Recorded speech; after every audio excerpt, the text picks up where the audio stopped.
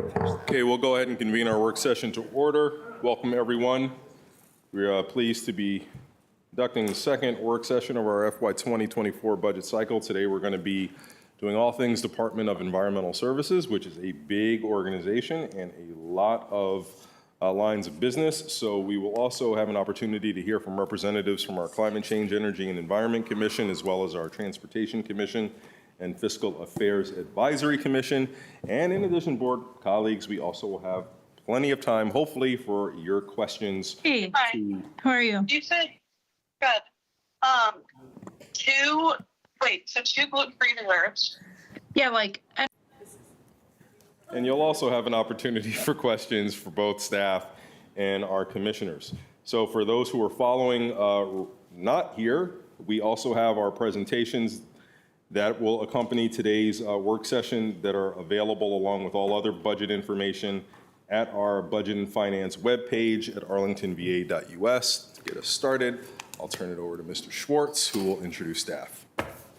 Thank you, Mr. Chair. I'm going to turn it over to Mr. Manuel, who has a number of people from the DES team with him today. So over to you, Greg. Thank you, Mark. I will get underway. So I'm Greg Emanuel, Director, and joining me today are most of the Deputy Directors, Bureau Chiefs, and Budget Gurus across those many DES funds I'll cover today. They are just kind of the pointy end of the spear of roughly 800 staff members out there working and delivering our services today, plus our contract services. So we're going to cover some general topics on safety and sustainability first, equity and scooters, and I'll go more deeply into the specifics of the general fund. And within that, I'm going to give kind of a brief status remarks on all things happening with Arlington Transit, since there's a lot of board and community interest there. And then, Mr. Chairman, we can break after the general fund to work in those commission members.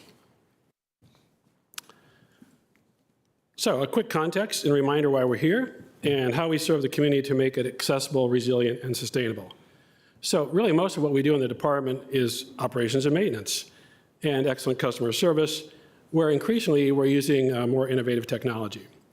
So this is kind of the big picture behind more than 346 million and 829.6 FTEs that are included in the proposed budget across all those funds.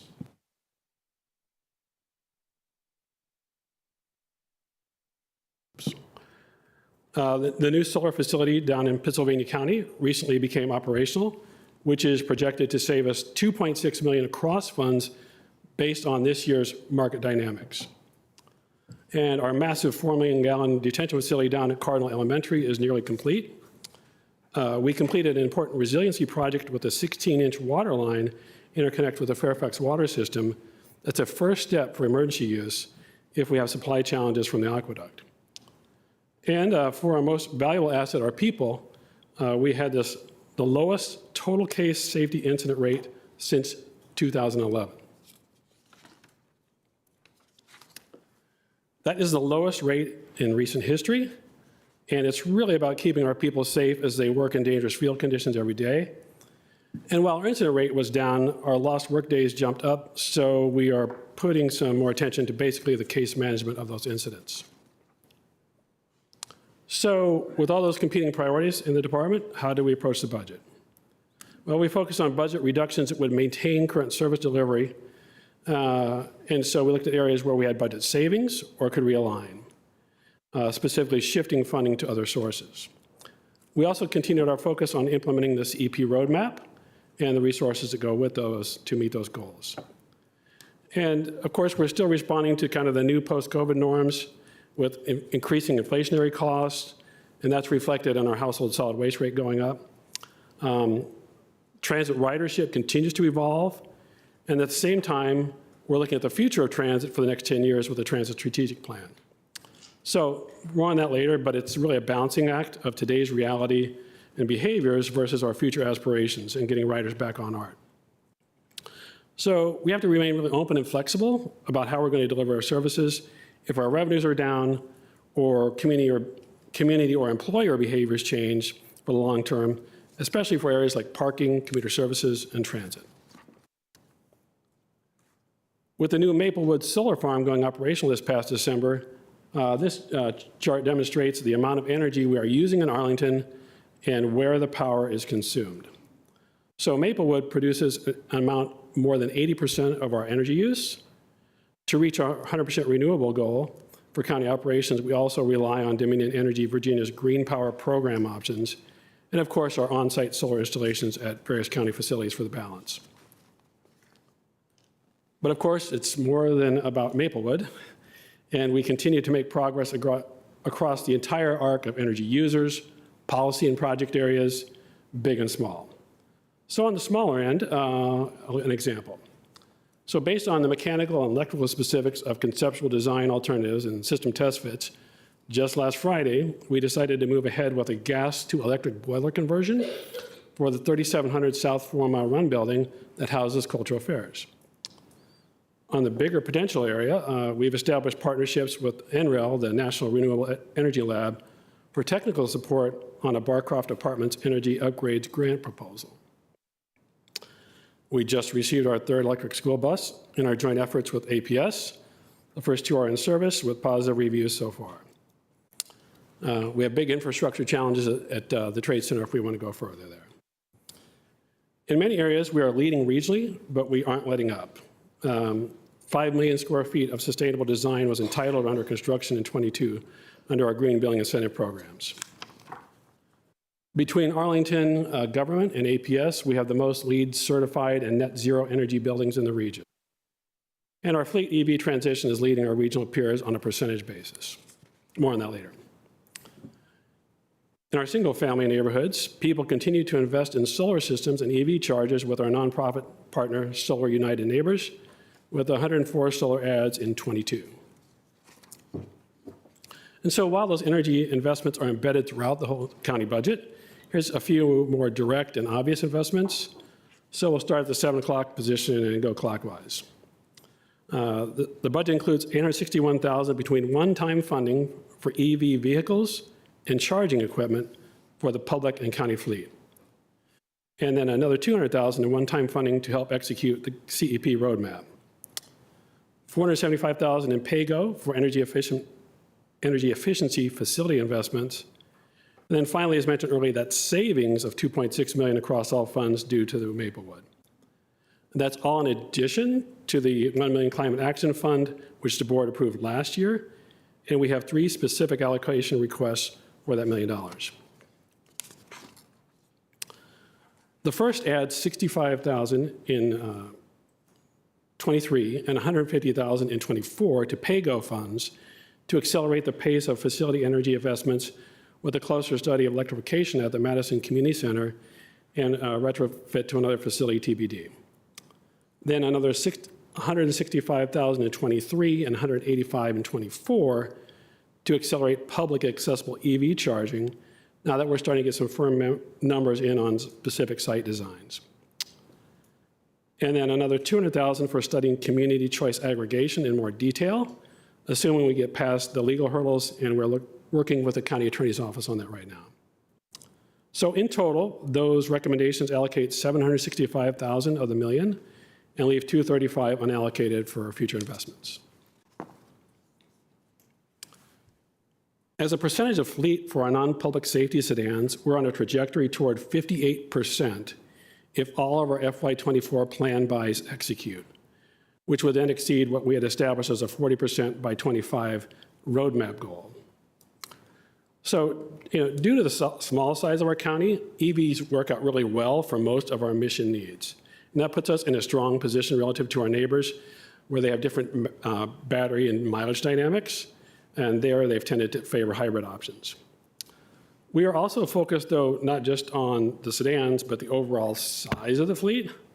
So from '22 into '23, we've reduced our non-public safety light fleet overall by 10 vehicles, 15 vehicle reduction sedans, and then some shifts to small SUVs because as you drive around the roads, the fleet vehicle options out there keep changing.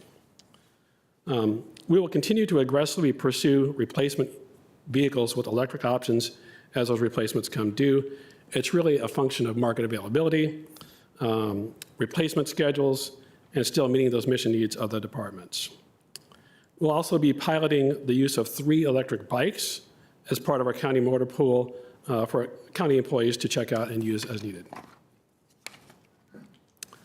Excuse me. Our department continues to focus on DEI initiatives, both internally and in our approach to delivering services.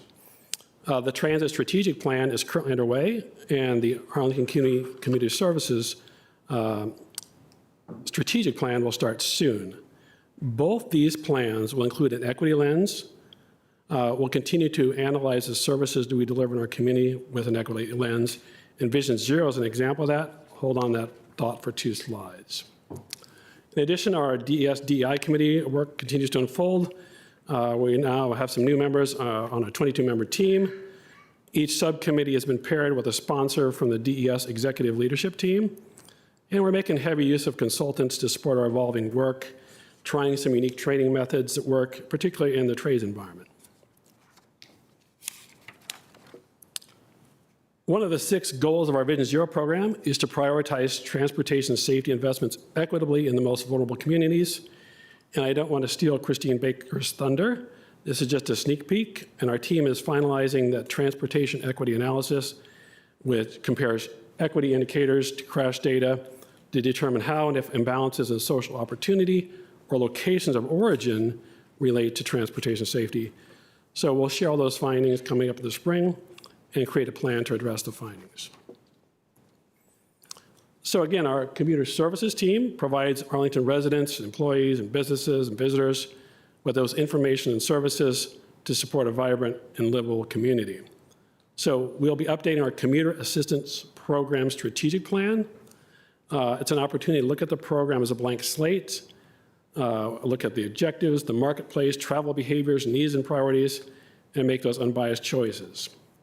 Across the bottom there, you can see we've been working hard to meeting the mobility needs of all, including $5 annual capital bike share membership to those on state and federal assistance programs, ensuring that e-bikes, e-scooters, and motorized skateboards are provided throughout the county with discounts for those who may need assistance, commuter stores to provide access for customers, including those who live their lives on a kind of a cash basis, and outreach throughout the year with over 160 events to explain and promote those transit benefits and all transit, bike, and walk options available. So speaking of micromobility, we are aware of the concerns over scooter parking and continue to work with our vendors on these issues.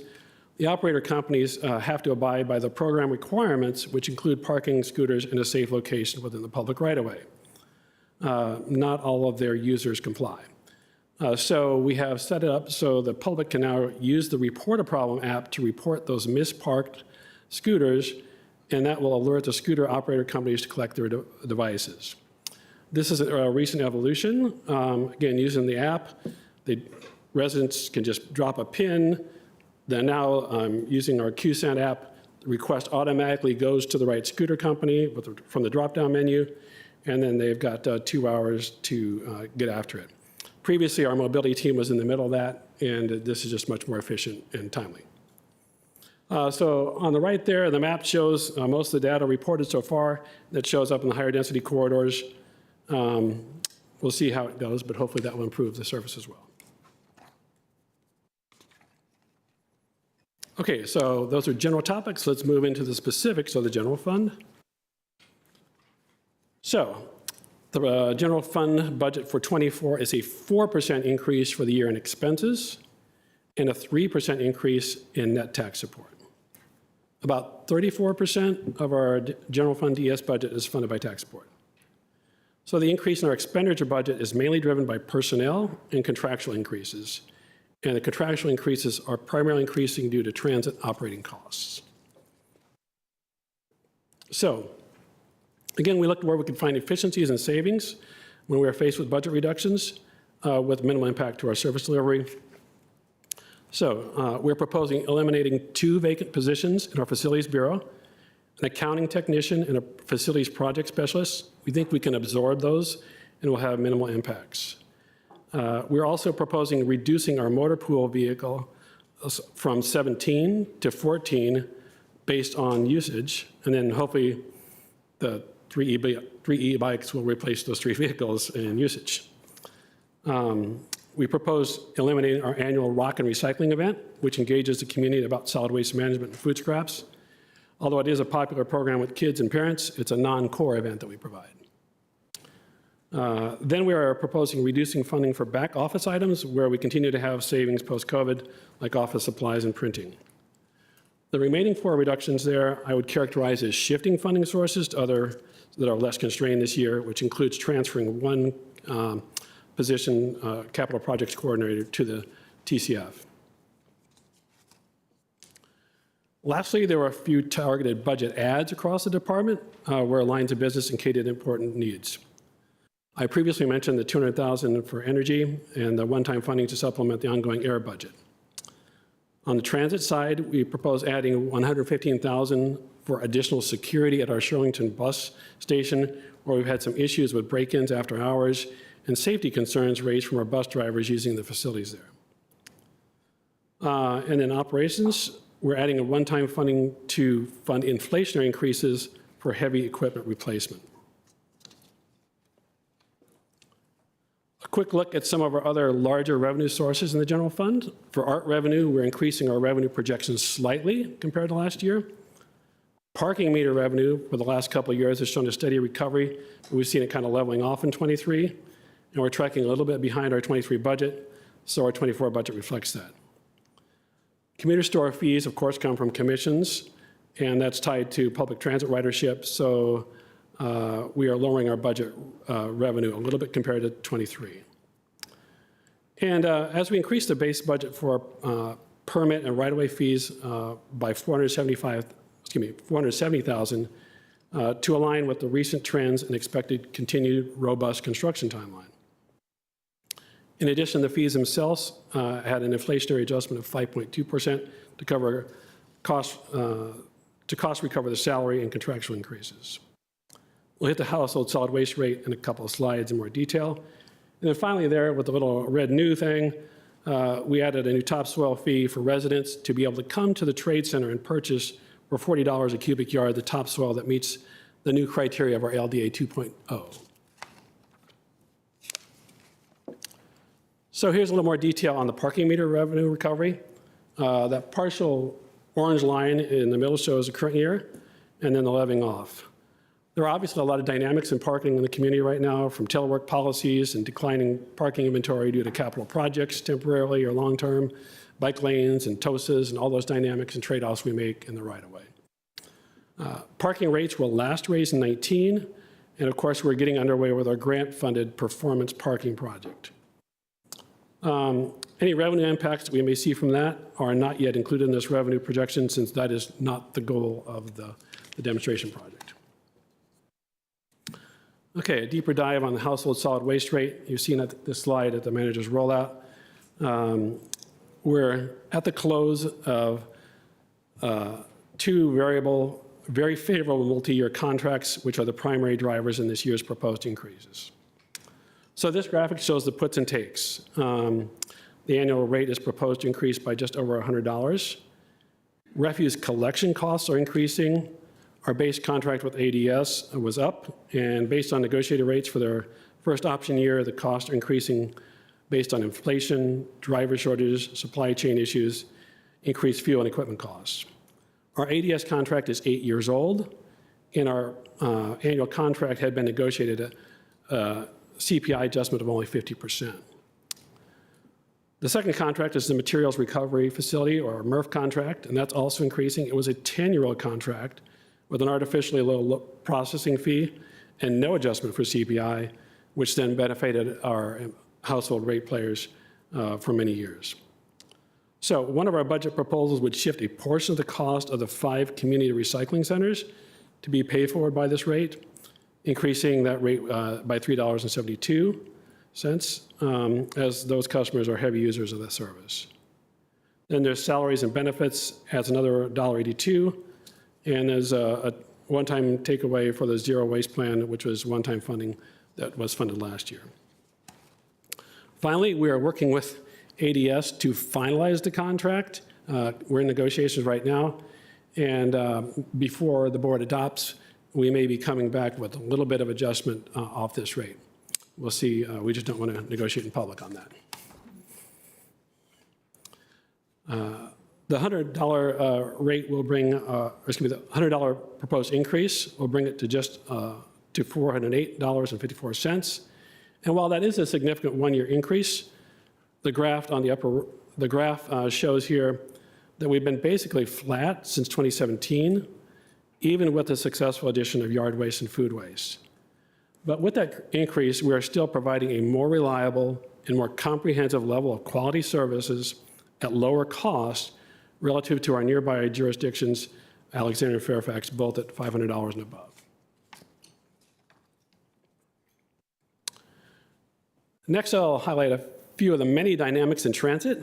Since last summer, we've been working through this transit strategic plan as required by DRPT, our funding partner.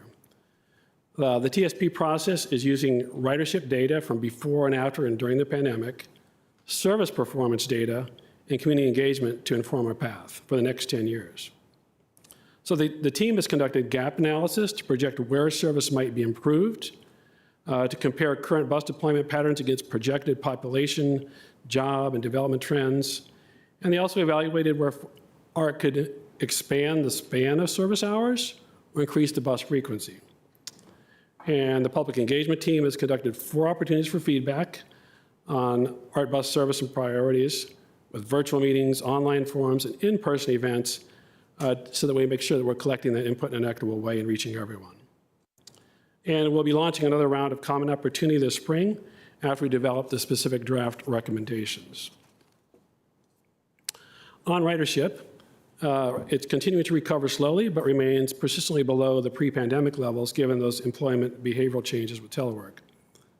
So again, the gold line in the middle kind of shows this year's ridership, somewhere between the FY20 brown highs at the top, pre-pandemic, and then the green lows of the pandemic in 21. The notes on the right indicate year-to-date comparisons. So we're on track to meet our budget projections for FY23 revenue, and we've increased our 24 revenue budget just slightly based on those results. Again, we're kind of in that ongoing cautiously optimistic mode, but uncertain then on the timing and the slope of recovery. Additionally, and perhaps just as, if not more important, Metro's better bus plans and then the Metro general funding pressures in 25 may impact our local service delivery and put more pressure on ARC to fill any gaps. We will know more from Metro Bus on their better bus plans later this month. Going a little deeper into ridership recovery, the next few slides show disaggregated data by route, comparing the pre-pandemic October 2019 to post-pandemic October 2022. So the color legend here shows ridership recovery by relative gradation. So the redder and darker is the most significant drop compared to like the dark green, such as Route 75, where the ridership is off about 20%. Generally, the routes that provide the peak service have seen the most drop, which is kind of consistent with what we're seeing elsewhere in our traffic data. The chart on the right shows weekday riderships by route, both total riders for the month and average daily percentage change. This slide shows the same information, but for Saturday routes. And as you can see from the lack of red on this map, weekend routes as a whole tend to be doing better, recovering to pre-pandemic levels. And of course, the dynamic is similar then on our Sunday routes. On a positive transit note, we anticipate moving ahead with a 16M coming soon, connecting Skyline, Columbia Pike, Pentagon City, and Crystal City. Assuming a Metro budget passing in April, we'll start the 16M with 12-minute headways all day, which will likely be implemented by late June, certainly by 1 July. So improving those headways then to 6 minutes during the peak was the original goal. Getting there will ultimately depend on 2 things: the NBTC funding and the amount that we get relative to our $6.4 million request. We got some indications that may be reduced. The other thing is Metro having sufficient drivers. So FY24 includes a full year of funding. It's included then for the 41 and 45 expansion to ensure that neighborhood maintains at existing service levels currently provided by the Metro 16G. at that $988,000 additional, it's a significant driver of increases in our transit budget, but that portion is not recovered by revenue or DRPT. It is being paid for by TCF funding.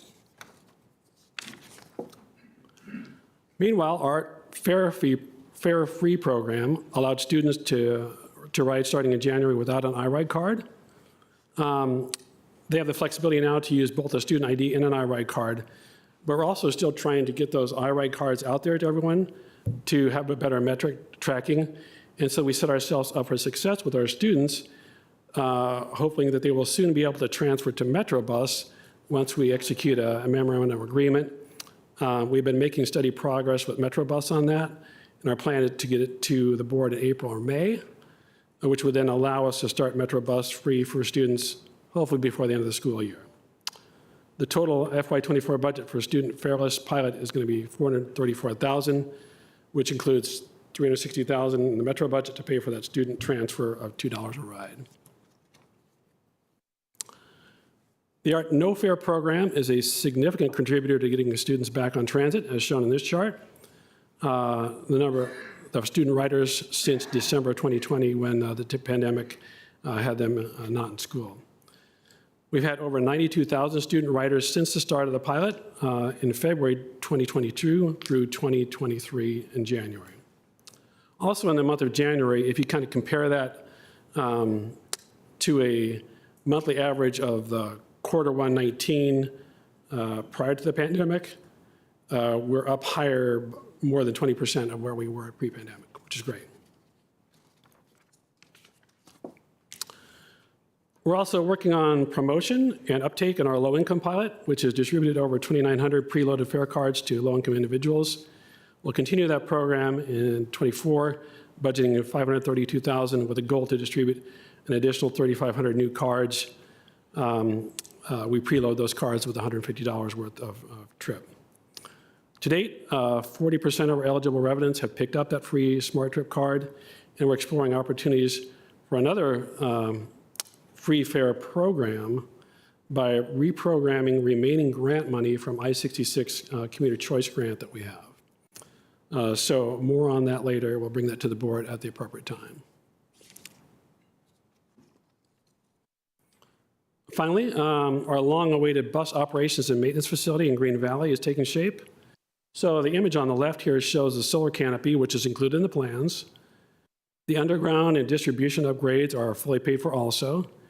And while you can see on the right there in the picture, the steel is under construction, we're simultaneously working on the design and change orders for the charging infrastructure for the initial 4 BEB purchase, as well as the transformers and switchgear and backup generator. And those will be sized to handle many more buses than 4 and provide redundancy. So in other words, the ultimate number of BEBs, up to 63 on the site, it's fully scalable, and we can maintain daily operations as we add on, because the charging expansion can occur on that overhead canopy and then drop down. The timing of the future bus buys and the vehicle type we choose are of great interest, and we understand the board's direction on that. C2E2 in their recent letter raised a lot of great questions about assumptions, and when we start iterating on the ZEB consultant report, we'll be looking at those details to make sure those are covered. Everything from route modeling to replacement ratios, which are informed not just by the bus range, but the operational reliability of the entire system, which includes that charging equipment. We also need to involve our service provider, First Transit, in more details on this. And fortunately, they have the perspective from other properties and agencies that they've worked through the whole charging, maintenance, and scheduling dynamics in different properties. So fundamental, of course, to this ongoing and future discussion is our projected service plan. We need a ZEB transition plan that works to provide reliable service in our known limited tight space, and we'll get more information as a transit strategic plan is under development, and of course the WMATA Better Bus decisions, and we'll see those collectively over the next 2 months. Bottom line, we're aggressively pursuing a sustainable, robust, and reliable service. And Mr. Chair, I think this might be a good place for a break. Thank you, Mr. Emanuel. Thank you. And I now like to take this opportunity, since I think most of the comments from our commissions are pertaining to general fund activities. So we only have space for a couple of you at a time. So why don't we start off with Joan McIntyre and Chris Slatt. We'll have you two up first, and then we'll get to FAC in two parts.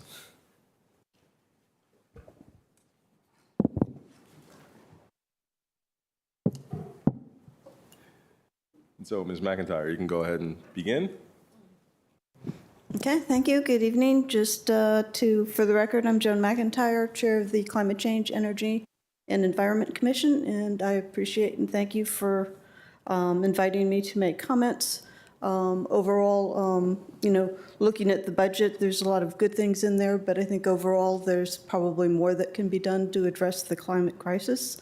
Certainly appreciate what's been done in terms of getting to the 100% renewable energy for our electricity for the county operations.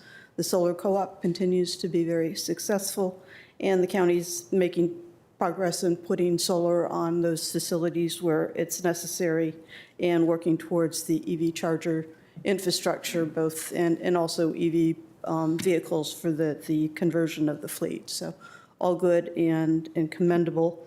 And we're certainly very much looking forward to working with Bill Egger as he takes on his position in the new Office of Climate Coordination and Policy. A little bit disappointed that they're actually dropping the second position there. I think, at the time of what we're having to deal with, we need the resources there in order to progress. And overall, the art budget itself seems to be staying fairly stable on that. So again, looking at that in condition to what the aspect appreciate getting some of the extra details of what they're looking at facilities. Would like to actually get more information of what facilities continue to go under renovation and retrofits, and which ones actually have gas systems that should be changed. So, getting into that detail, and the other is using some of those funds out of the 1 million CEP is, I'm assuming that actually is additive of the extra cost of kind of the additional upfront expenses on that, rather than the retrofits that would be generally part of general retrofitting of buildings. Overall, I think in terms of the 1 million, one thing that seems to be really missing, and which I know we talked a lot last year, is getting to the other 96% of carbon emissions, which is the general public. And that's something that I think we need to be putting a lot more attention, especially with the Investment Reduction Act, that there's a lot of money out there that people and property owners can take advantage of. But this isn't easy. It's extremely complex, and people are going to need the help. I know the AIR team has a number of proposals in terms of outreach. We kind of talked about having a one-stop shop. But the real kind of priority needs to be, geared towards low income, moderate income, small businesses, and again, lots of funding out there, but, making, kind of actually helping people make it through all the bureaucracy, and that is pretty incredible. So I think every funding that we put in there is going to pay back Arlington and the Arlington community by lots more. I can't give you the numbers, but I would suspect it would be pretty great. And in some cases, for a lot of people, it's just that extra assistance of trying to understand, because it's complicated. It's complicated even for those of us that have a little sense of what things are all about. So that's one area that I think we really need to be kind of continuing to work on to make sure that we're really moving for progress. Looking forward to hearing more about the strategic transit strategy plan as it comes forward. I mean, we're clearly support moving towards a very ambitious and robust transit strategy that really can help people get out of their cars, because that's a crucial element of getting to carbon neutrality is we just got to get out of the cars, and we just need something that's extremely convenient and affordable for people. And again, I think we'll have lots more discussions on the art bus transition Getting people out of the car is crucial, but also electrifying and moving forward as quick as possible on that. Again, lots of money is coming out there. We probably need to be careful that we're not losing the opportunities to move forward when we have it. And finally, just, one minor thing is I know we're starting to get revenues from plastic tax funds of $300,000. I honestly wish it would be less than that, because that's still an awful lot of plastic bags. But the question is how is it going to be funded, and is it going to be really additive, and is there opportunities even to be creative to think about it in terms of equity issues and, what types of things that kind of low, moderate people face when, kind of having to deal with some of these issues. So we expect some creativity. In general, we are in a climate crisis, and it really is going to be an all of government and all of community approach. And what we need most of all is leadership. I think we know what we need to do. It's just kind of getting forward. So looking forward to the discussions on the budget over the coming month, and hope we get to something that really keeps that really on top of things. Thank you. Thank you for your comments. We'll appreciate it. And Chair of our Transportation Commission, Mr. Slatt. Thank you very much. Chris Slatt, Chair of the Transportation Commission. I will try and be very brief. We are often more focused on the capital budget, but there's always operating budget implications here.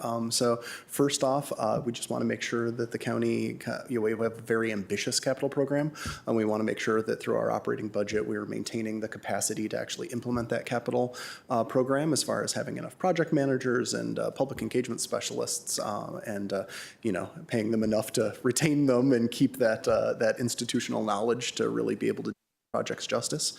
So that's, I think, a very important part of the operating budget.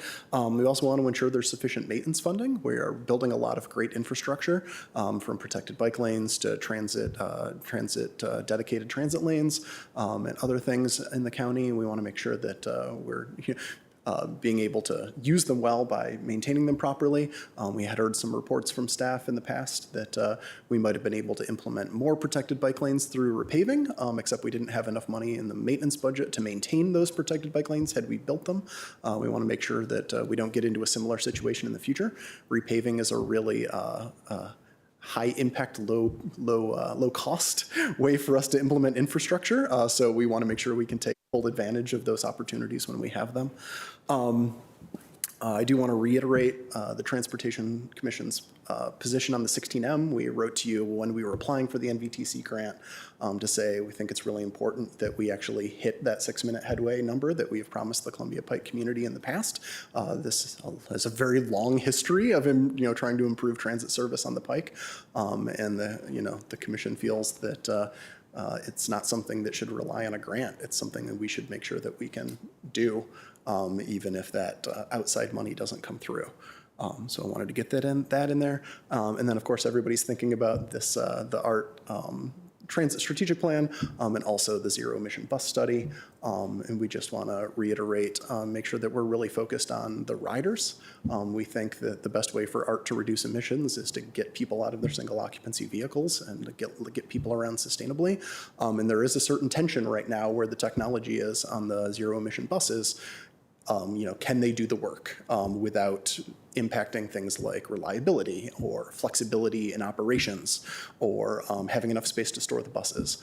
So the commission just wants to make sure that we don't, leave the riders sitting at the bus stop as we chase, a glossy headline or, the ability to say that, oh, we've converted everything to zero emission, never mind the fact that people have now bought cars because they couldn't reliably get around via our bus service because we didn't have the flexibility to replace a bus that was out of service because the only remaining bus doesn't have the range for that route or all those sorts of things.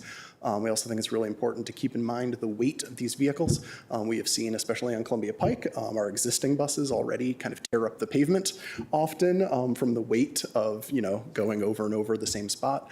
What we've seen, a lot of the increases in range in the battery electric buses have been through bigger batteries, not necessarily more energy dense batteries. And that additional weight does have important consequences that we need to be aware of. So hopefully that met my hope of being brief.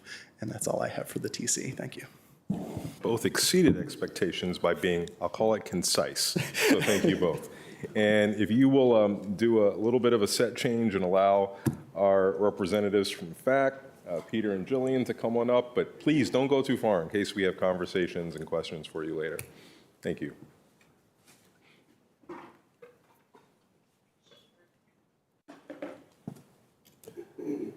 So who's beginning? I think I'm going to start. Thank you very much. Jillian Burgess, Vice Chair of the Fiscal Affairs Advisory Commission. We at FAC decided this year to focus specifically on transit and Vision Zero separately from the rest of DES because we think that it's those two are such important programs. And we met, first of all, the FAC subcommittee would like to thank DES staff for their time and for the immense amount of thought and the immense amount of thinking that went into this budget and for their time meeting with us and talking through our questions. Last night we met, and as a commission, we unanimously adopted one recommendation. This one is that we recommend that the county board adopt the county manager's proposed budget for Arlington Transit and related to Vision Zero, with additional funding to adjust Arlington Transit service to increase ridership and to work with APS to eliminate the need to run school buses for older students in certain areas and to better serve families getting just to and from schools. Now, this is a little different. We often have recommendations that speak directly to the proposed budget. We wanted to emphasize really the need to increase ridership on Arlington Transit. We do know that the transit strategic plan is coming up. We want to make sure that the adjustments that come there will increase ridership and specifically work with APS, because we see this as not only an area that meets our safety and sustainability goals, but also can save us money. We really think that we need to start working in a targeted way to eliminate the need to run school buses on certain runs, certain areas for older students as are appropriate. And then also to allow families to get to school. We've heard stories of families that when there's a doctor's appointment, they take the kid out of school for the entire day because they don't have a way to get the kid to and from school around the doctor's appointment, or examples like that. And then, of course, if the family can't get to a school, the family can't participate in the school community. We've been making future consideration recommendations around this for a while, so this is the first time we've elevated it to an official recommendation of the commission. We very much appreciate the work that's gone into Vision Zero, and we appreciate that this is a relatively new program that's still ramping up, so we don't have any recommendations to increase or otherwise change the funding on Vision Zero, but we really appreciate staff's work there and the investment in the work that's going on there, and also the willingness to do quick build projects, pilot projects, and be nimble with those. We also had a few future considerations. Some of them are a little bit wordy, and in the interest of time, I wrote them, and it is my fault, mea culpa. But in the interest of time, I'll just summarize the wordy ones. First of all, performance measures. We at the Fiscal Affairs Advisory Commission are often focused on performance measures because you manage to what you measure. And we appreciate that the Arlington County budget has a lot of performance measures, but a lot of times those are focused on output, not on, or on workload, and they're not exactly the targets that are as useful. And a lot of that, especially in the areas of transit and Vision Zero, is because we don't have a denominator. Like, we talk about how many bus stops we're making ADA accessible, but not how many bus stops are not today ADA accessible. I know staff is working towards that, but that's a future consideration. We'd like to see that in the budget. Number two, we continue to encourage you guys to work with Arlington Public Schools, as mentioned. Future consideration number three is we look forward to seeing more public-facing data on equity, both on transit service and with the Vision Zero dashboard. I'm very excited to see the slide that Mr. Emanuel presented earlier. And then finally, we encourage Arlington Transit to collect and analyze customer service data. We understand that that's been part of the transit strategic plan, and we think that going forward, as we continue to try to increase ridership, that it makes sense to continue looking at that and making sure that we're serving our customers' needs. Because again, as many of my fellow commissioners have mentioned, transit is the safest and most sustainable mode of transportation. So we are very much focused on making sure we're getting as many people onto transit as possible. Thank you, Ms. Burgess. And now Mr. Robertson. Thank you, Mr. Chairman. We have a single recommendation as well for the non-transit portion of DES, and that is that the board endorse the county manager's proposal. It was an 11-to-1 vote in this instance. The one person against it simply believed that the budget for DES is too large and expressed general concerns about fiscal restraint. So I honestly believe that is often the case when we talk to you, the future considerations are perhaps a little more important than the vote is. The first one is not really a future consideration, but just a recognition that the county manager has done, and the staff that work for him and at DES have done a terrific job in putting together a budget that, in the fiscal realities we face, makes appropriate investments in the right places while recognizing that fiscal reality. They're a terrific group of people for us to work with. I want to echo everything that Jillian said about that. The FAC believes that continued investment to move to the future considerations, the genuine ones. FAC believes that the investments that the county is beginning to make in stormwater are urgently needed, and that you will need urgently to continue to make those kinds of investments in the future.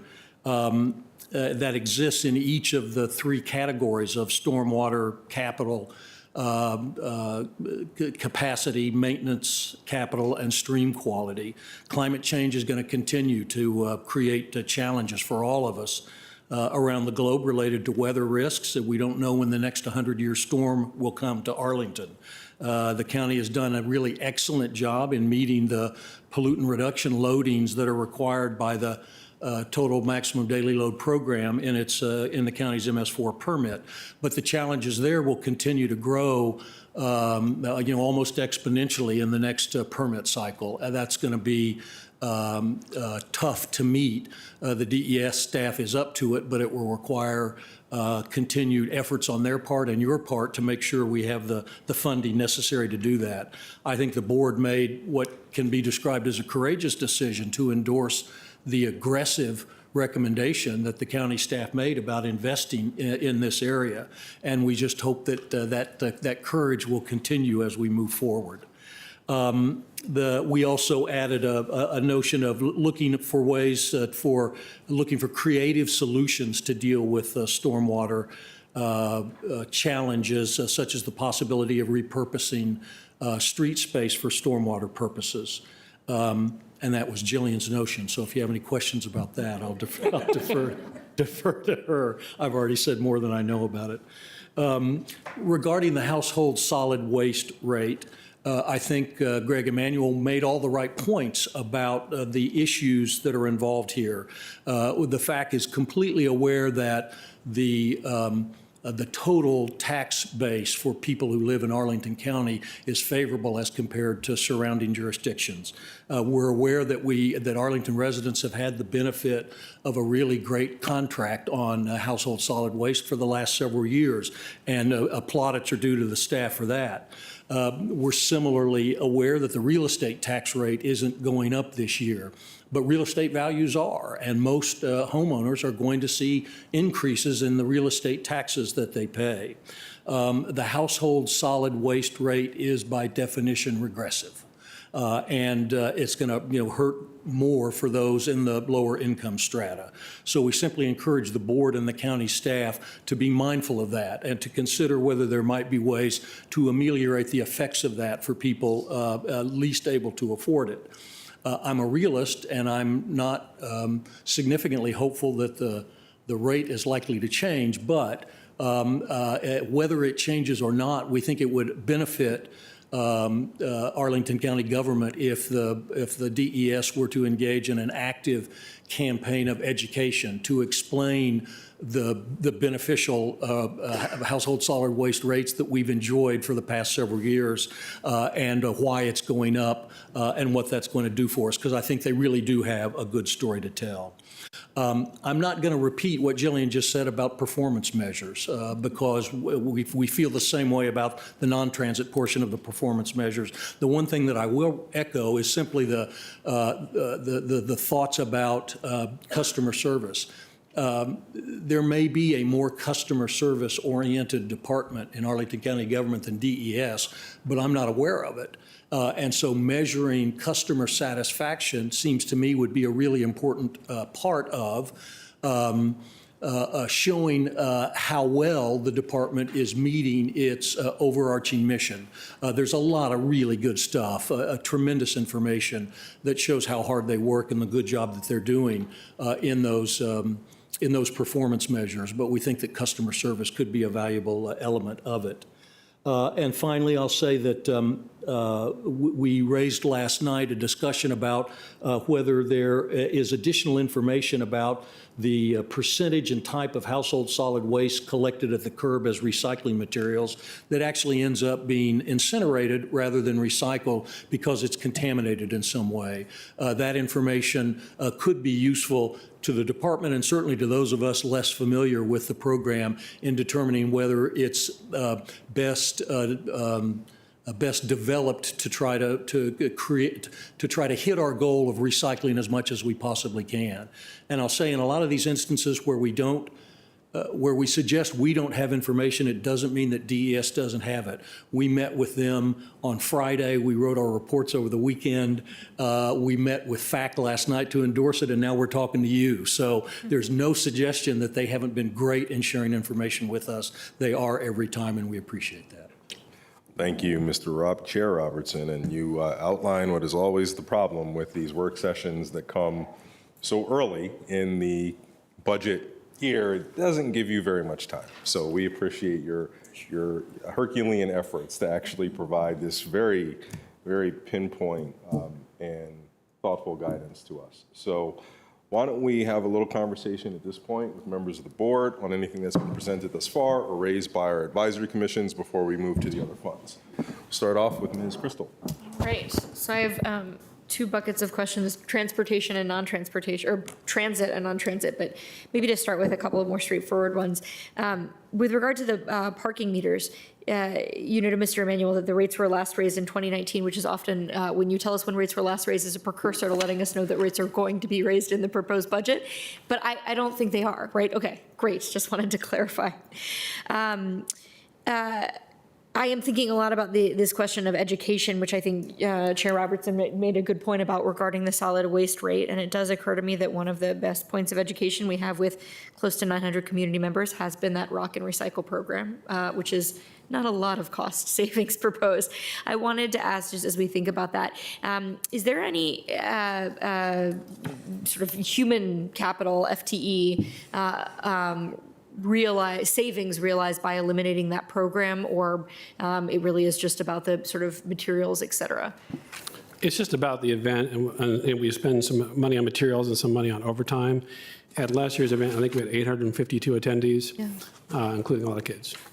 Okay, great. I am thinking a lot about wanting to do that public education, and particularly the facts point about knowing how much of our stream is being incinerated rather than recycled. I think educating the community about how to do food scraps, for example, as we've talked about, but also how to participate in that commingled recycled program or where to recycle glass, et cetera. There's sort of an ongoing need for education there. So appreciate that. I will yield and we can come back on transit. Thank you. Thank you. Why don't we go with Mr. DeFerranti and then work our way down? Thank you, Mr. Chair. I have, in lieu of questions, I have a couple of just short comments that I want to say. First, a big thank you on the comparison in solid waste to Fairfax and Alexandria. That helps me a lot. Second, it'll be covered later in the presentation, but a big thank you on the electric vehicle analysis. It's mostly in the latter slides, but the 19 specific exceptions as you probably can guess, always reassures me a ton that we're doing what we can. And so a big thank you there.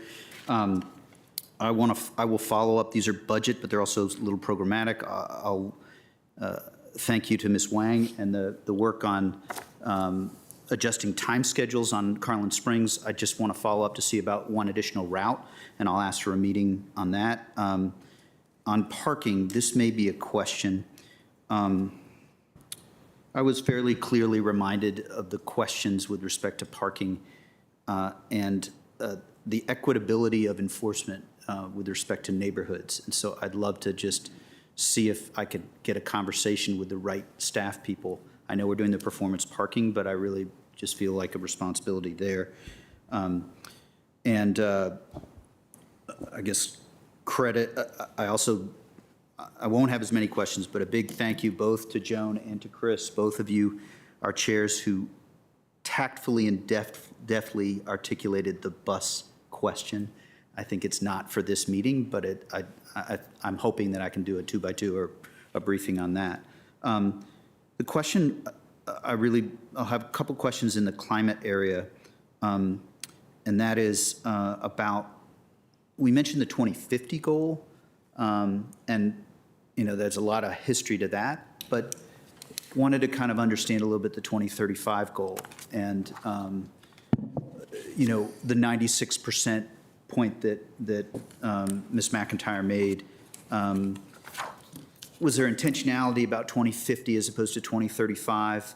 I know 2050 is a higher and sort of transcendent goal, but that 96% in the 2035 is, I always feel like if I'm going to, long-term goals without interim benchmarks are challenging. So was there any intentionality or thinking in the presentation to that piece, or just it's a nod to the future goals that DES has?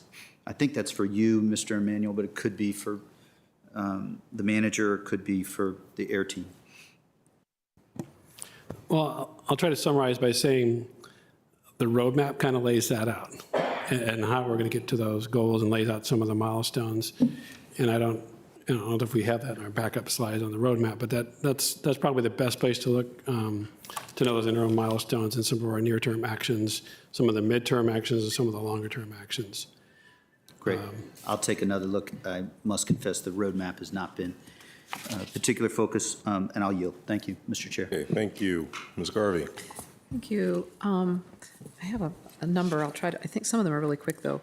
I was interested, the water system breaks, that marks, you have the number of water system breaks and a note saying that, all the things it includes, and it varies from year to year, breaking based on temperature fluctuations, which I totally get that.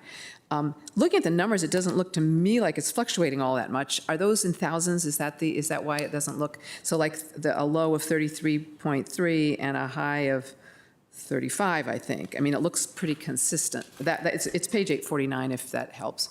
And I'm just wondering, because that doesn't look like variation to me. It looks actually really consistent. It's on. It is consistent on one angle because of the age of the system and just as systems age. But we do see sometimes time, like in the cold, we get hit with a lot at one time. So it's when it happens. Got it. When it happens. Okay, all right, got it. And then that's when our crews get really stretched. Yes. And then, but we do have a fallback and some really cold snaps where we pull in contractors to help out. Yep, thank you. But even then, we get stretched in our resources. Yeah, no, thank you. I totally get it. And I do appreciate, somewhere in here, I marked down the warning, just reminding us how old some of these systems are, and that it's a major issue. People think it's because we've got more and more people coming here, but it's actually just because it's really old systems, and even if nobody else came, we'd have trouble. And on the water, just checking my understanding, on the water treatment plant, we're at, I think you said we have 45% capacity left, so we're at 55% capacity. People are always concerned about do our systems have capacity, and I keep reassuring them that I think it does, and I'm hearing that. So we really have only kind of used about half of our water treatment capacity. Yeah, that's correct. With the 40 MGD plant, we're well under it within the 21, 22 MGD, and we could speak more of that. I just wanted to point out, Libby, on your other question, it doesn't appear on page 849 that it varies, but I would note in 2015, that was at 55.9 breaks per 100. And that's one reason it looks normalized, but we do have winters when the climate is severe and we have multiple changes. Oh, I understand. Yeah, no, So I know. It has varied over It the does past. vary. Yeah, no, thank you for pointing that out. And actually, just a shout out to everybody who's out in this horrible weather, helping people get water. It's pretty amazing what the crews do. Thank you. Okay. All right. And I did have more. Yeah, I think we all have more, so why don't we I'll just give wait. everybody Okay, a yep. little bucket before Bucket, that's fine. getting to a round two. Mr. Carantonis? Thank you, Mr. Chair. Thank you for the very comprehensive, always a very, this is the department of everything under the sun, right? So, so it's kind of difficult to have a nice comprehensive conversation about everything you guys do. And thank you for doing that and doing that all in all in a very satisfactory way. Couple of things on transportation, just a statement. 3 bikes are very few for a pilot. Sorry, the whole point of the e-bikes is to be available and people see that they have an option. So maybe we want to increase that to maybe 10. And it's not such a, I hope it's not such a great expense to do that. I really encourage you to look at this. The second thing on the scooters, great that we can. Yes. Yes. Okay, let's talk about 15. So, Good mentoring. the second thing is on scooters, it's great to be able to pinpoint them on an app. Problem is that a lot of people don't have the app, etc. So, or don't know that. So maybe we could ask our operators to put a sticker on the bike that if you find this bike in the wrong place, then, here is how we can do that. I hope they will be amenable to the idea. And on 16M, on Columbia Pike, so our county has applied for a grant to make these headways on peak times at 6 minutes. We are in good hope that we will get that grant, right? So how fast will be, so when is 16M going to be implemented at the 12 minutes headway? And then how fast are we going to graduate to 6 minutes? Again, it will depend on the schedule that, when we were here last year, the WMATA told us it was going to be like March, and then they changed their game plan for, I won't go into all those details, but now it's going to be June, somewhere late June, early July for the implementation. But it will again depend on them having drivers and how many drivers they have to get to the 6-minute headways. And we have, obviously funding options to do that. Okay. The MVTC funding amount, we'll first see where that lands, and then there may be a policy decision. Yeah, and I would even ask members of the board who sit on NVTC to offer thoughts on that, because I do agree that if that money doesn't arrive, then I think that's a point of decision for us in budget adoption. I'd be happy to weigh in if that would be helpful, having been very involved in this. So first, I wanted to just thank our staff who took a fair bit of negotiation directly with WMATA, including our board members representing Virginia, that 16M will be starting no later than July 1. I look forward to being on that first ride. I will say, I think my understanding with NVTC is first time in a number of years with regard to that program with the use of the Transform $66 is significantly oversubscribed. I think there are probably projects totaling about double the amount of funding available. And so my understanding is that the staff at NVTC has gone to the different jurisdictions to encourage them to envision what the projects may look like with smaller budgets. And so I do think that there is going to be an opportunity for us to potentially look to meet that with local monies that may be necessary, or envision something similar. I think as Mr. Emanuel was talking about 6-minute headways during peak times, for example, and 12 and off peak. So we'll have some decision making. I would love to say that I am optimistic, and I think all of us who sit on NVTC will certainly be champions for Arlington's projects, but realistically, I think we and other jurisdictions are going to be invited to think how we can get those projects funded, if not at the full scale. Thank you. Just wanting to underscore the fact that there is a logistical problem with finding the drivers for this kind of service, and this is a huge increment in availability and actually this is a real improvement in level of service. The moment that every 6 minutes a bus, goes along the pike, people will have a completely different sense of availability of service. This is really critical to get it right.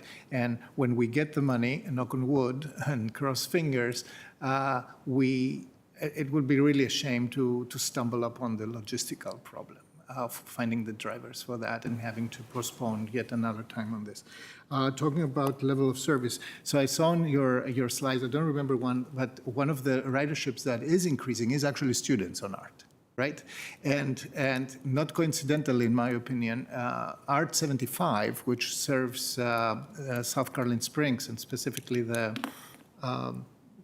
Kenmore Middle School, is the one with the least attrition of ridership. So I just guess that there is a correlation between making art service available to students and be very intentional about that, and actually art service working with more riders right now.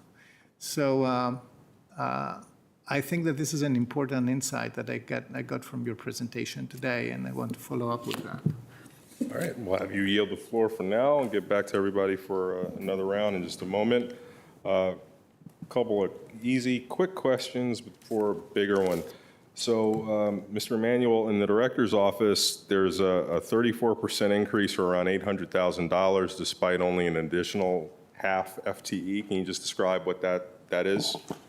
That's just a budgeting dynamic where the one-time bonus, I think for budgeting purposes, I'll have to look to Emily here. I think we just put it all in the director's office. That's where it landed. It's just.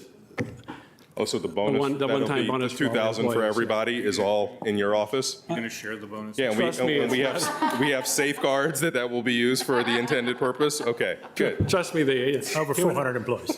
Everybody knows who has it now. Thank you. Good question. Well, if I didn't bring it up, somebody else in the community would. And as it relates to scooters, it's my understanding that as part of the agreement right now, they all have to contain their contact information that people can use in the event that they report a problem, to speak to Mr. Carantonis' point. But I have a different concern. Having been one who has reported a misparked scooter directly to the company, as per what I'm supposed to do, I was surprised and saddened that in each case, it took over a week for it to be moved. And so the question is, are we in any way compiling, tracking data to see whether or not companies are actually compliant with the agreement that they have with Arlington County? And secondarily, are we asking them for any information on whether or not that varies by neighborhood or varies by sector?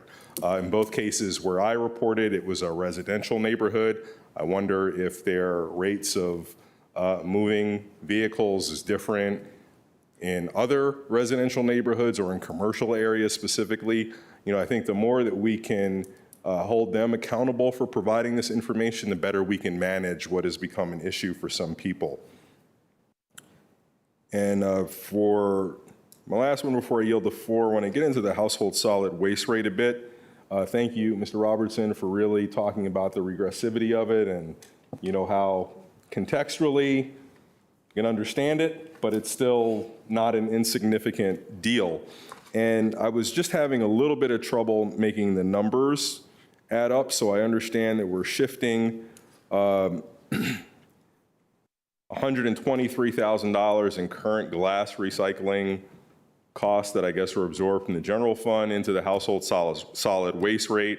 The narrative says that the contractual increase amounts to about $2.1 million. Together, that's about $2.2 million. But the revenue increase that we're collecting is about $3.3 million. So just help me understand the math on all that. Well, it's full cost recovery, so in addition to all the contractual increases, we also have personnel charges and heavy equipment, fuel. So all those charges and leaf collection are all loaded into the cost of that rate. So does that answer your question? So I guess the increase in revenue is about 2/3 contract and then 1/3 other stuff? Correct. There's, this slide hopefully breaks down all the pieces that go into that $100 increase. We've tried to break it down by the various buckets. So $1.82 for salaries and benefits.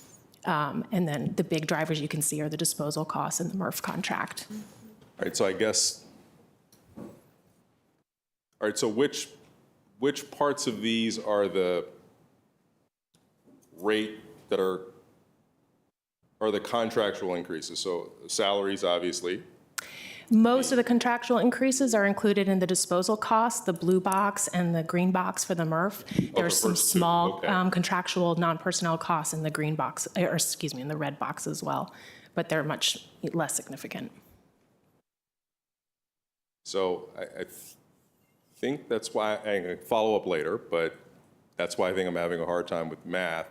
Here, clearly, the preponderance of the increase in costs are coming.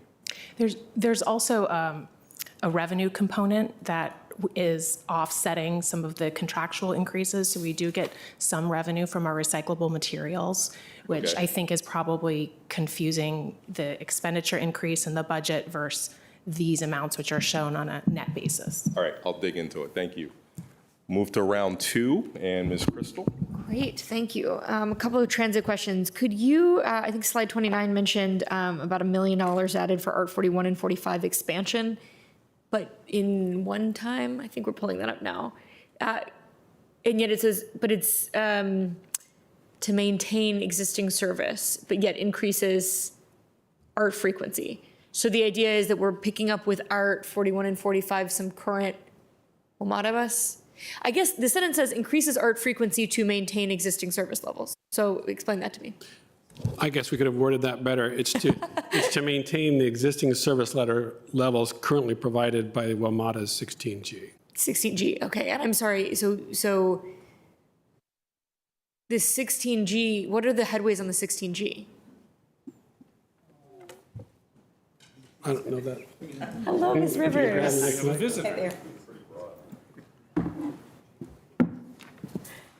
So the 16, hold it, okay. So the 16G and the 16H run at 15-minute frequencies, and so we would have to increase the 41 and 45 to match those. The Art 41, 45 are running at 20 minutes in some sense, and so we're just building up those frequencies to match them. So, but the 16M is running at more, look, I'm not sad about this. This sounds like more bus service to me, which I'm thrilled about. But the 16M is going to run at more frequent headways than the 16G.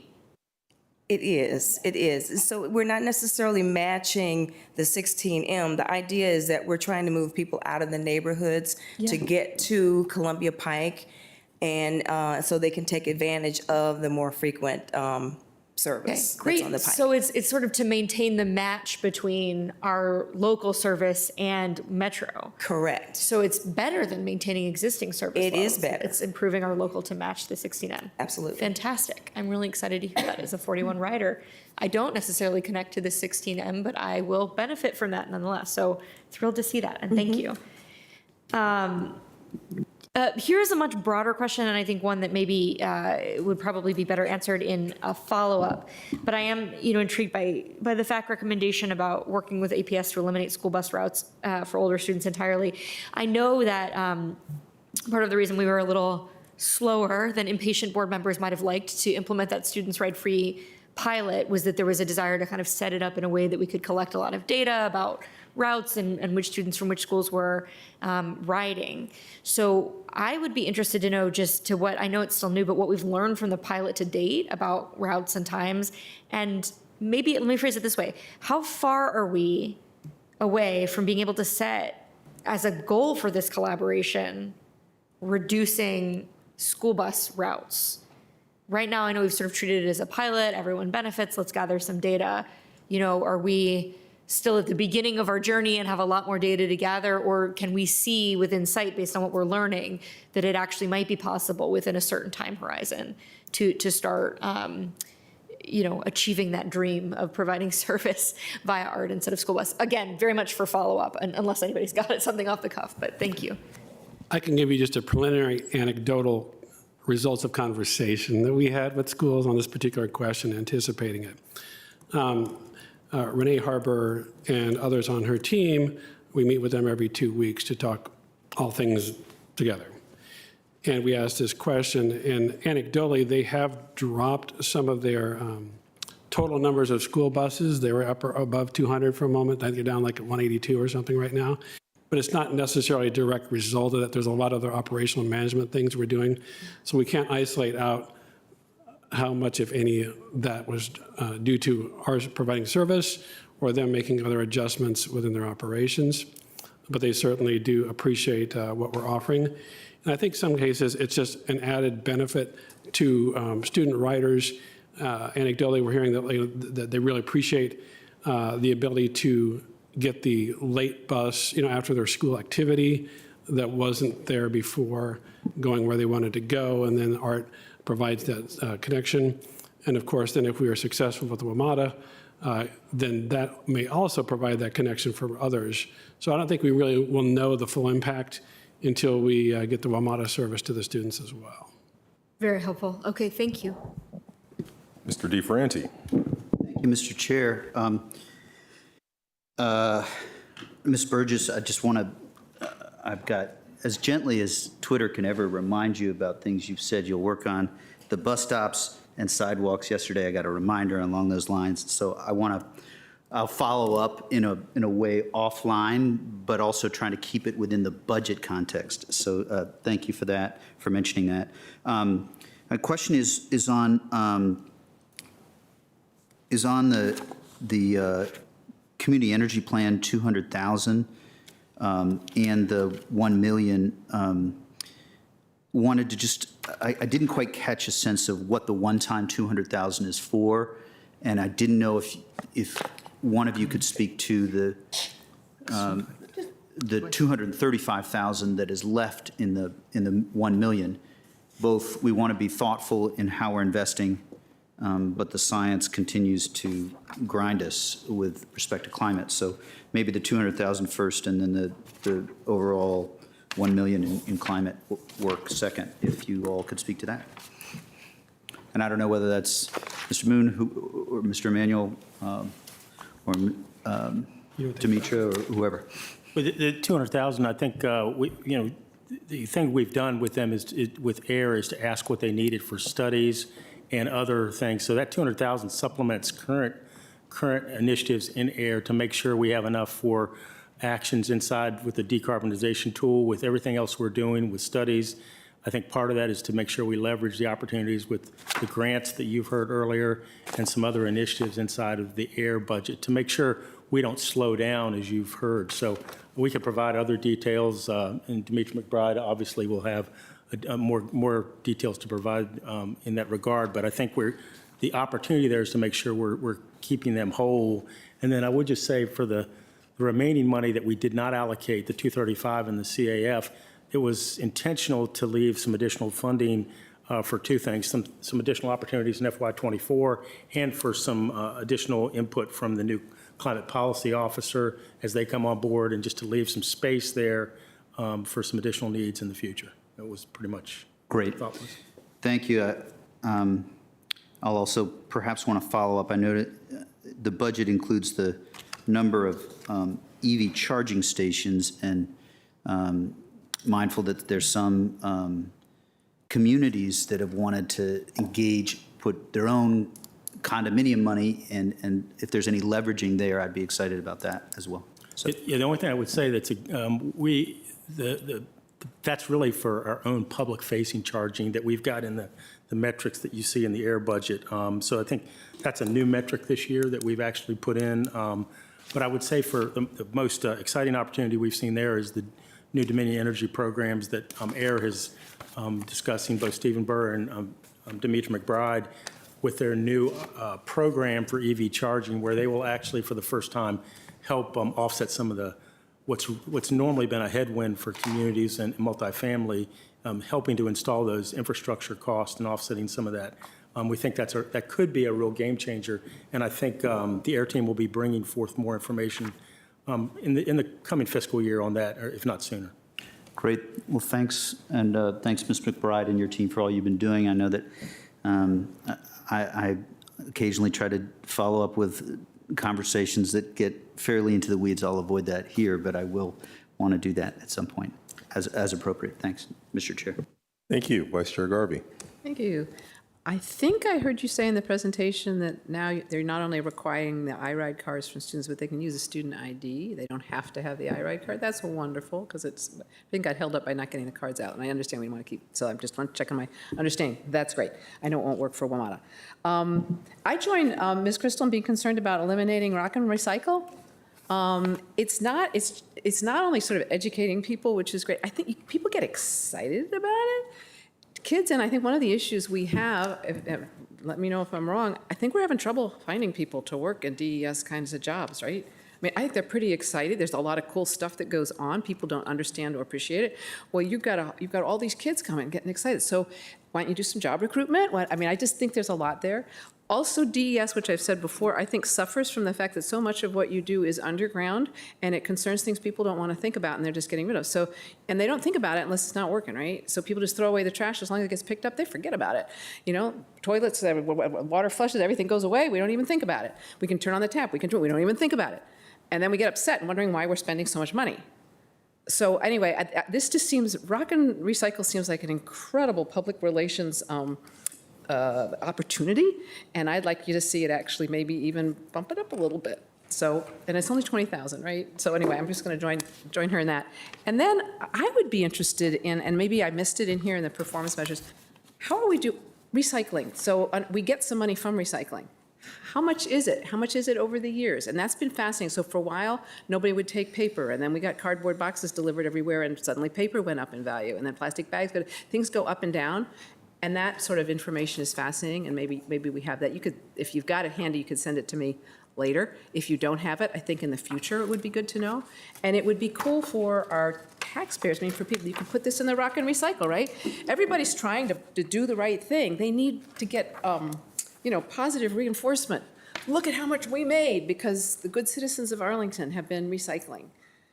All right, I'm off my little diatribe here and done. Thank you. I mean, I really appreciate what you guys do. Just sound off about it more. Thank you. Thank you. And before I recognize Mr. Karantonis, I'll remind all colleagues that whenever, since the budget has now been turned over to us, the decisions about issues like rock and recycling are not with them. They are with us, and provided that you find the appropriate offset. It's right here on my list, 20K. We can do it. Mortal words, digital underground, you can do what you like. All right, Mr. Karantonis. Thank you. I have a question on AIR, if this is, the budget of AIR, if this is still inside the scope here. So in fiscal year 22, expense for AIR actual was 1.4 million. We adopted 2.2, and now we're down to 2.079. Can you elaborate a little bit? I need to understand that. Yeah, I think Tyler may be able to help, but I think what happened with that going down is there was one-time dollars that were attributable to the AIR budget. So those were for one time. So now we've incrementally reduced that back down because those one-time studies and initiatives were funded. So I know it looks like that we've reduced that in the budget, but yeah, I want just to understand how this is structured. And I will add on, last year we had some one-time money for historically would have been more PAYGO energy initiatives. So it has to be looked at sort of holistically on the PAYGO side where we have had increased funding this year for energy initiatives. The more operating one-time money last year that was removed, we're replacing most of that with the additional 200,000. So although the operating budget looks like it's lowering, we're replacing the one-time money and right-sizing it to the amount of money that AIR thinks they need to achieve the studies and initiatives they have set out for FY24. And we were funded on the PAYGO side for those more traditional PAYGO things like energy investments in our facilities. Okay, talking of which, so the deployment of EV charging station in public facilities is under the facilities management, right? That's correct. So do we have And there is an aggressive number, and I understand that we are building in almost in equal numbers, the infrastructure that is needed for our EVs, the sedans, whatever is chargeable right now, including the 15 bikes, as we said before. So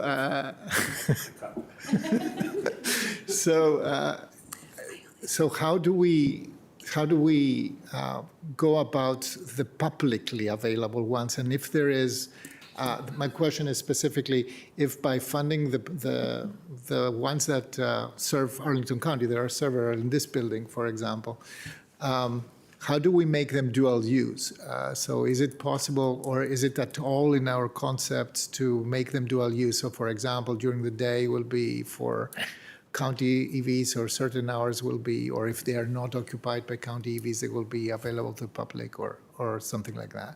That's a great question, but currently those spaces are actually allocated and reserved for county parking. Yes. So right now we're not. They're physically separated. So we're not doing that. But I think the Climate Action Fund slide that we had presented earlier kind of speaks to what we're trying to do with the Courthouse Plaza lot, and then Central Library and FY24 and community centers in the future for the public facing. But currently with the spaces we have at the mezzanine level here and with other spaces, they're not, and they're actually, the rate is charged differently through the charger. So we currently don't have that ability, but it's something we can potentially see in the future. But right now, it's not really the approach.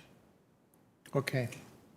Thank you. I yield back. All right, before we go to round three, if necessary, question about the info on recycling and diversion rates on pages 449 and 450 with the supporting measures. So looking at what we're able to divert from Arlington County agencies, which we're estimating at around 50%, yet an overall rate on the preceding page of 53%. Are those both measuring the same things, and do I take away that Arlington County is lagging behind our entire community and driving down our overall diversion rate? I think the two different, the 53% is the county overall recycling, as you've indicated, but it's a blend of what we do with county facilities and the curbside recycling and other things all added. So we could provide more detail of what that rolls up from, but I think there is different for facilities. Like, we don't offer some of the things in facilities that we offer curbside also. So I think, we could, Mr. Grabowski, and we could provide some additional detail on that. But we don't. Looks like Mr. Grabowski is ready to pounce. Yes, come on up, Eric.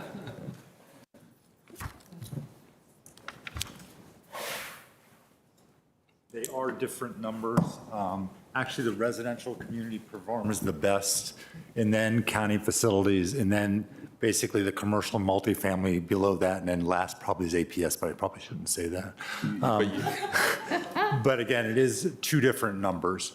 So again, the overall rate is countywide, and then the 50% is what county facilities. No, but they're measuring the same thing, so we are dragging down the overall average. But I would say there were some things that aren't offered in the facility side. Correct. So again, the Aren't highest residential. performing is the residential, because we have the broadest number of programs. We do food scraps collection, we do e-waste collection curbside, we do a whole bunch of things. We also have organics broadly for leaf collection, other things. Even though we do incorporate in the county rate what Parks does from organics perspective, there's just much more opportunities in a residential, and also they're just bigger from a 32,000 customer base. So their rate is overall higher because there's a lot of energy there. County facilities does lag behind, but again, they're second place relative to the overall community and relative to the schools. All right, thank you. And so speaking of that, which is the follow-up question, how are we doing in figuring out solutions for multifamily properties to participate in the food scraps collection program? The zero waste plan, you'll see that in 2024 with a vote that you'll be doing in the June of 2024. A large part of what the zero waste plan to allow us to get to 90% diversion really is focusing on organics, specifically food scraps, broadly throughout the community. That's the only way we get there. And also just overall doing a better job recycling. To an earlier question about what we actually burn, Some of that material actually is recyclable. We do waste audits for the residential community quarterly to understand what goes into trash that could be in some other recycling stream. And again, we'll be using that information to formulate an education program broadly for the community, multifamily residential, just to do a better job recycling overall, but also to incorporate additional programs that allow us to get to that 90% diversion rate. So we're working on it. Is that a fair takeaway? Okay, thank you. All right, any for round 3 before we hear from the rest of the funds? Ms. Garvey? Is it just me? Couple of questions on accessibility in transit. How are we doing on bus stops, making them accessible? I saw the numbers, but what's the overall percentage? I remember it was taking a long time to get us so most of our bus stops were going to be accessible. How are we doing? Yeah, I think in the capital plan, you'll see bus stops. I think it's on page, anyway, we're about 1,005. We've done about 500. We're doing 30 stops a year. But Lynn's joined me, so she can add. Okay, so the total number of stops are, go ahead. Ms. Beverly. Yes, the total number of stops are a little over 1,000. We're about halfway there at this point. We've really gotten all of the low-hanging fruit. We've gotten the easier things done. We're now reaching a phase where we need to get easements, utility relocations, so it's going to slow down just a little bit. We're programmed to do about 30 per year, but we're hoping that we can get more done.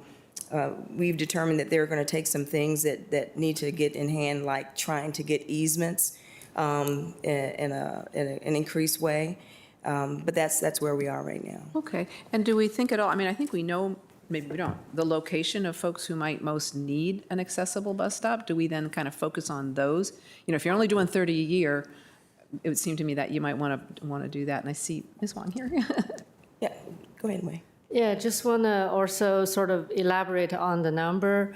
We are getting to the locations where we really seriously looking for other consideration, because, you know, dig once and try to improve. If there are Vision Zero safety improvement, if there are other things that can be combined with the transit station or transit stop. We work very closely among the bureaus to try to make those projects worthwhile. In the meantime, when you add components to that, that does add complexity, and sometimes you suffer a little bit on the pace. Okay, thank you. Yeah, 30 per year for 500 sounds like a long time, but thank you. And then another question, could you talk a little bit, and maybe Ms. Wong, this is for you, the STAR program, where is that at? Because I know there have been some, the contract, there have been some controversies. What's going on with that program right now? I can give you an update on that. So we provided a proposals last year with regards to some changes that we'd like to make on the for the rider guide and usage of the system to make the system more efficient. And our next move was to go out for public engagement about the proposals. Our transit services manager position is just recently filled, and so we were literally at that point before we were going to go out to the public. So we anticipate that coming up in the next couple of months. Okay, well, that's good, because I know a lot of folks are concerned that more efficient means actually worse service, and there's a big concern there. I understand that. So thank you. Thanks for the update. That's it. All right, thank you all, and we're now ready for consideration of the other 4 funds on our agenda today: Stormwater, Utilities, Auto, and Boston Garage. Take it away. I will endeavor to proceed through this at an accelerated pace. All right, so starting with Stormwater. These shows our recently completed work like Donaldson Run Trip B and others underway, including Balsam Pond, 4-mile run dredging, Cardinal School Vault. Slides are, okay, good, go. We're now working with a handful of homeowners on a voluntary basis to acquire low-lying properties by negotiated purchase and sale agreements. And this image shows one of our first ones. Demolition is complete. And we also worked with DPR to try something new, a microforest. And this is in a neighborhood downhill from Tuckahoe Park. We're proposing a sanitary district tax static at 1.7 cents. This will be the last year of the tax before we transition to the utility fee, beginning with the first billing in May 24. The second MS4 permit was issued during calendar year 21. And so now we're working to reach that 40% TMDL target by 2026, and then the big one at the end. And we should complete the risk assessment and management plan, or RAMP, toward the end of this calendar year. So overall, the budget increases by $617,000 or 4%. 583 of that increase is anticipated debt service supporting our capital program. O&M increases $1.5 million, driven primarily by personnel increases, overhead charges, and budget adds. Much of the contractual budget increases, though, were able to be mitigated through budget reallocations and taking some cuts. On the ad side, we're including some one-time and ongoing funding, as well as 3 FTEs. We're adding an infrastructure engineer plan reviewer, and then 2 stormwater maintenance staff are being transferred from the utility fund. We're also adding $115,000 of one-time funding for grant writing and administration to pursue opportunities for a capital program. $146,000 for flow monitoring and rain gauges, and $100,000 increase in funding for DPR's tree planting program for 2 reasons. Increasing the number of trees from 820 to 900 annually, as well as the inflationary contract increases. So that brings us a total, going from stormwater to tree planting to $388,000 annually. Another important context is how we fit in with our regional neighbors. And you can see we're currently second from the bottom regionally, shown on the green line there. Only Prince William is less. They have a very different development pattern. Fairfax City just adopted a utility model for 23. And only at the moment, Arlington and Fairfax are on a tax rate basis. The others are user fees. So the green star on this chart shows what the equivalent utility fee would be if magically right now the utility fund was under a utility fee, and show the burden shift to those properties because single-family homes have more impervious, relatively speaking. A better way to look at that was projecting forward for 25 and 26 when we implement. Our other neighbors, for purposes of this chart, are just conservatively shown flat. Our typical homeowner, again on the green line, will see that one-time jump next year, and then the rate and slope will vary by the program needs, depending on debt service and, of course, the pace of execution of our capital program, including the voluntary acquisition program, where the timing is a little uncertain. And then for anyone listening today who may have missed it, we had a work session here on the 31st of January to discuss the recommended fee structure, credit program, and implementation schedule for the fee. That's shown on the flow chart wrapping around the slide. On the bottom, we'll transition to a utility fee beginning in calendar year 24. So we've advertised a resolution on the stormwater utility and credit program for adoption in April. That will include adoption of the credit program practices and credit amounts, so owners can begin to implement the credit actions and then apply on the 1st of November of this year. They can find out everything they need to know on our stormwater utility project page to how that's going to work. And then the first bill for calendar year 24 will go to property owners in May of 24. Take a drink of water. I always listen to my manager. All right, let's keep on rolling. Ask if they. All right, any questions on stormwater? I'm sure there will be, or perhaps not. No, we had that work Yeah. session. and- We had that work. We have discussed this quite a lot. You've given an appropriate summary. I think as a general comment, I think we appreciate the level of creativity and the detail in getting us thus far. Don't take the lack of questions as being a lack of interest. You know we are intensely interested. But yeah, we did that just a couple of weeks ago, right? Yeah, exactly. All right, it does. All right, moving on to the utilities fund. Here's a nice snapshot of the utility fund's scope of infrastructure and selected O&M. First, I want to highlight some of the most strategic things happening in our utility space. Thanks to the great efforts of our regional partners, including the ICPRB and Arlington's Nardo Lilly, and an organized congressional effort, we can take initial steps to protect our access to safe and plentiful drinking water.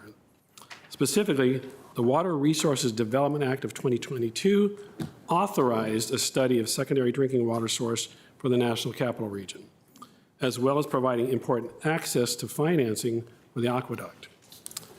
We're working hard to increase our resilience, and with Fairfax Water's help, recently completed a 16-inch, 4 million gallons per day interconnect with Fairfax Water. The meter is shown on the left. And then from here, we will start our next move to a preliminary scoping of another large diameter interconnection with Fairfax, which would provide us more.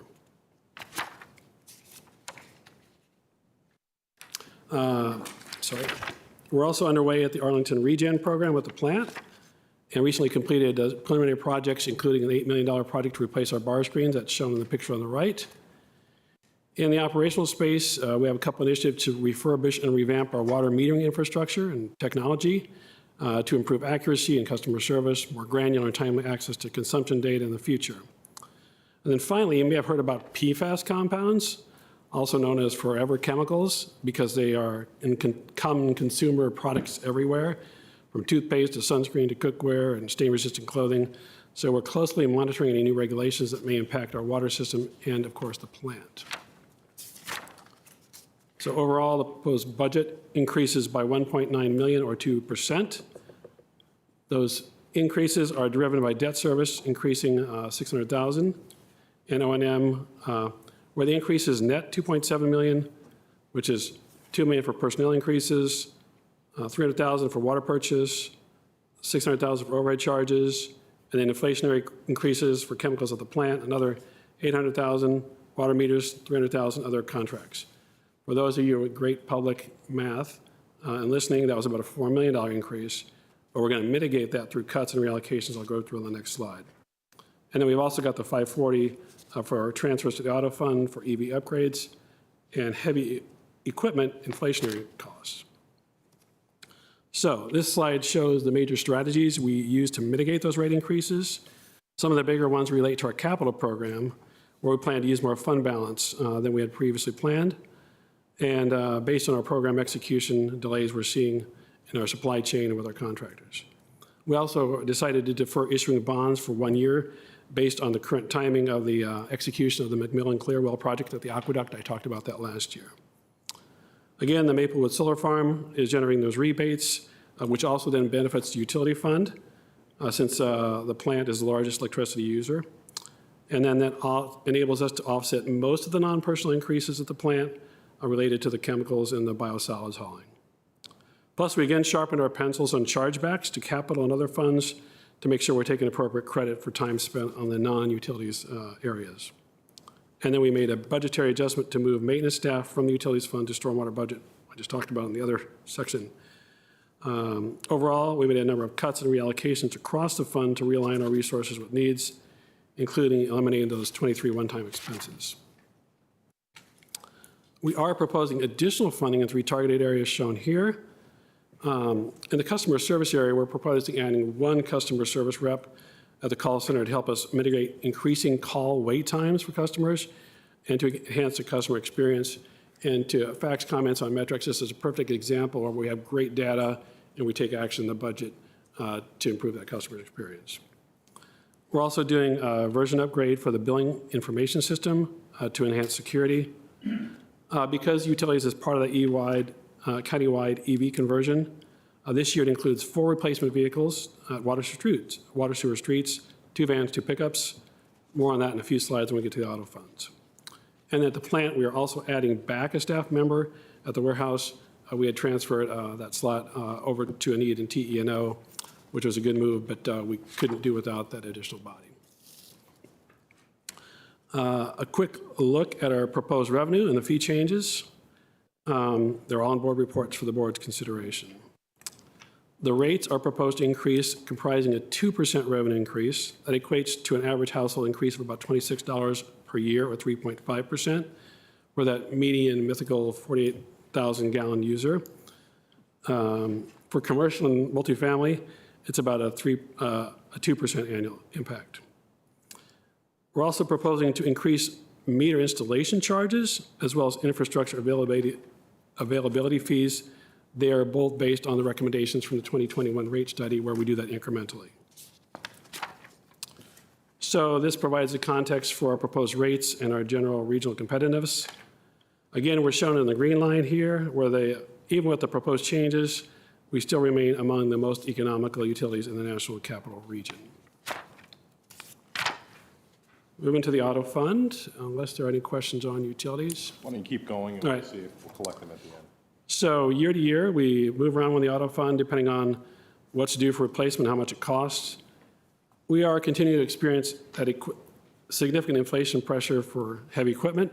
So for example, a medium dump truck to configure to fight snow, in 2012, it cost about $100,000. Now it's $175,000.